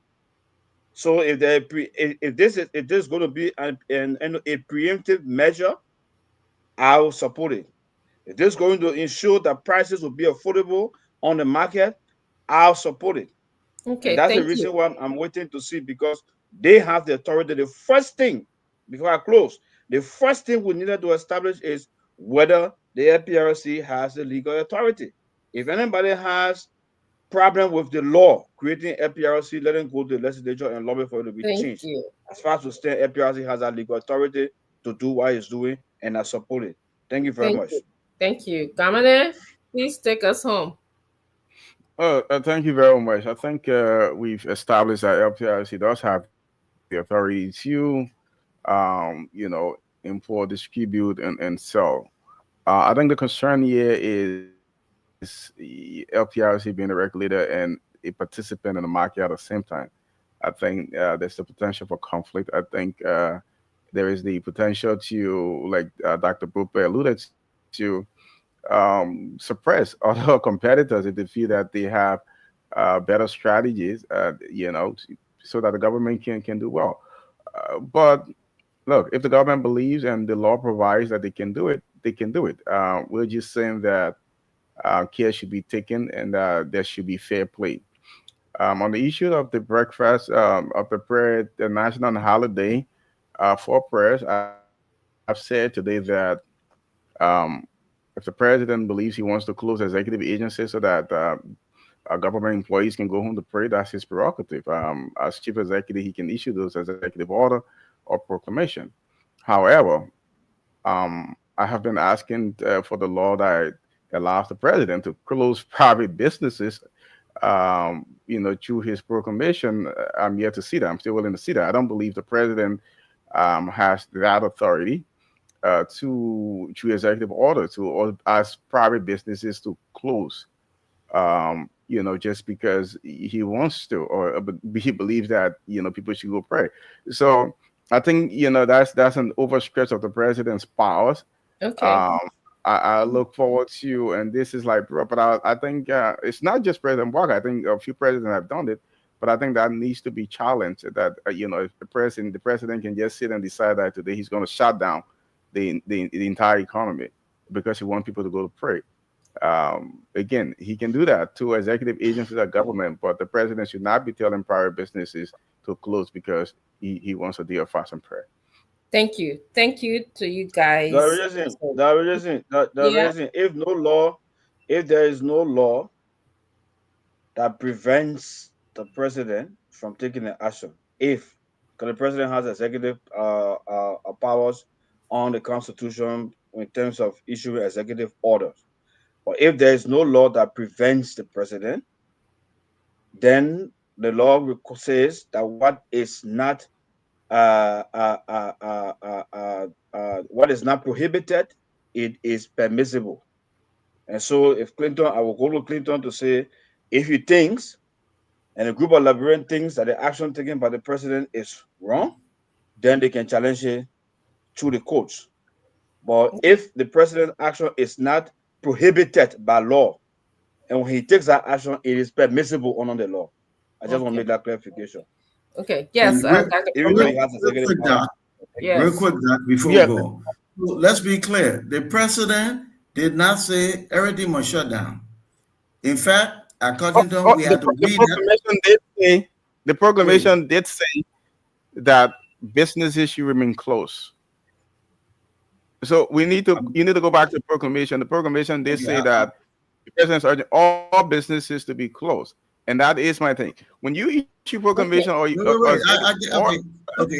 grant that. Okay, I must have missed that. But what I wanted to say is the president's proclamation was primarily take some time this day for reflection and prayer, and maybe it said specifically businesses, but it didn't say the whole country.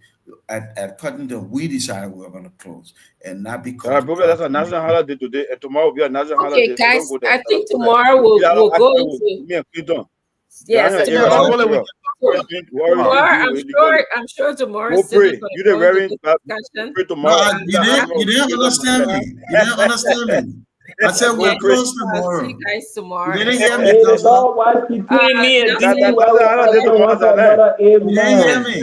didn't hear me. I said we'll close tomorrow. I said now I take me down to sleep. I pray the Lord my soul to keep. And if I die before I wake, I pray the Lord my soul to take. God bless man. God bless Thank you so much. You didn't have our prayer team tomorrow. You didn't hear me, Counselor. I said we are closed tomorrow. I said we're closed. I didn't say we won't be. I said we're closed tomorrow. So I know what you heard. We closed tomorrow. We're praying. Tomorrow, I'm told that it's a national holiday.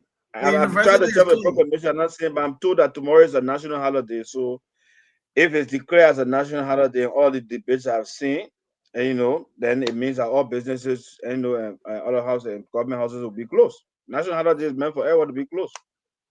Yeah, if it's working holiday, then you can go to work half and then go pray 3 o'clock. But if it's national holiday, it means all business will be closed. So if the problem is I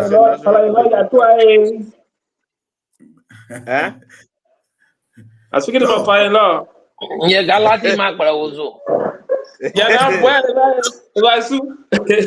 good night, everybody.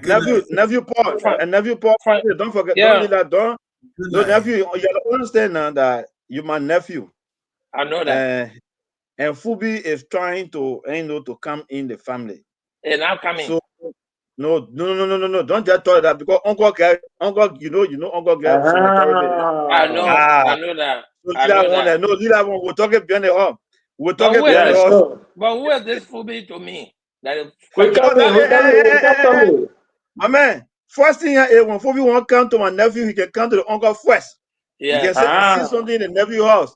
I see something in the nephew house. I won't come there. So you listen to me. That is tradition there. That is tradition. Fubi should not be coming to me directly.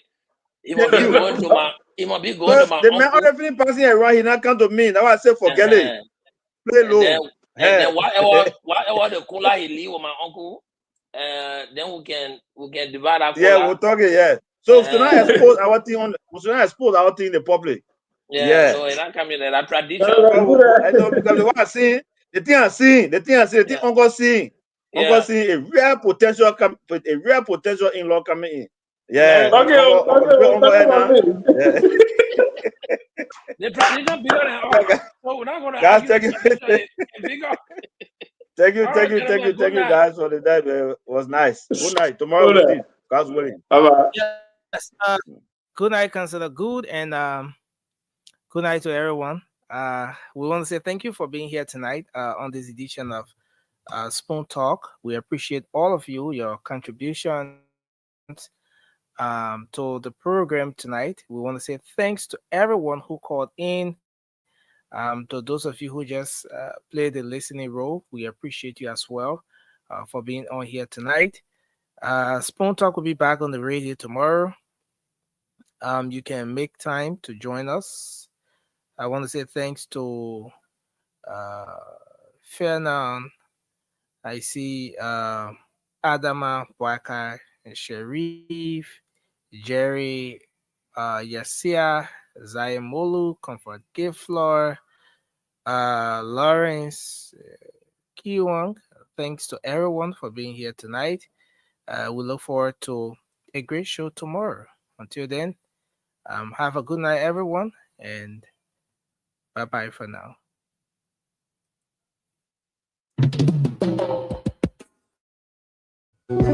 Yes, sir. It's Mr. Y.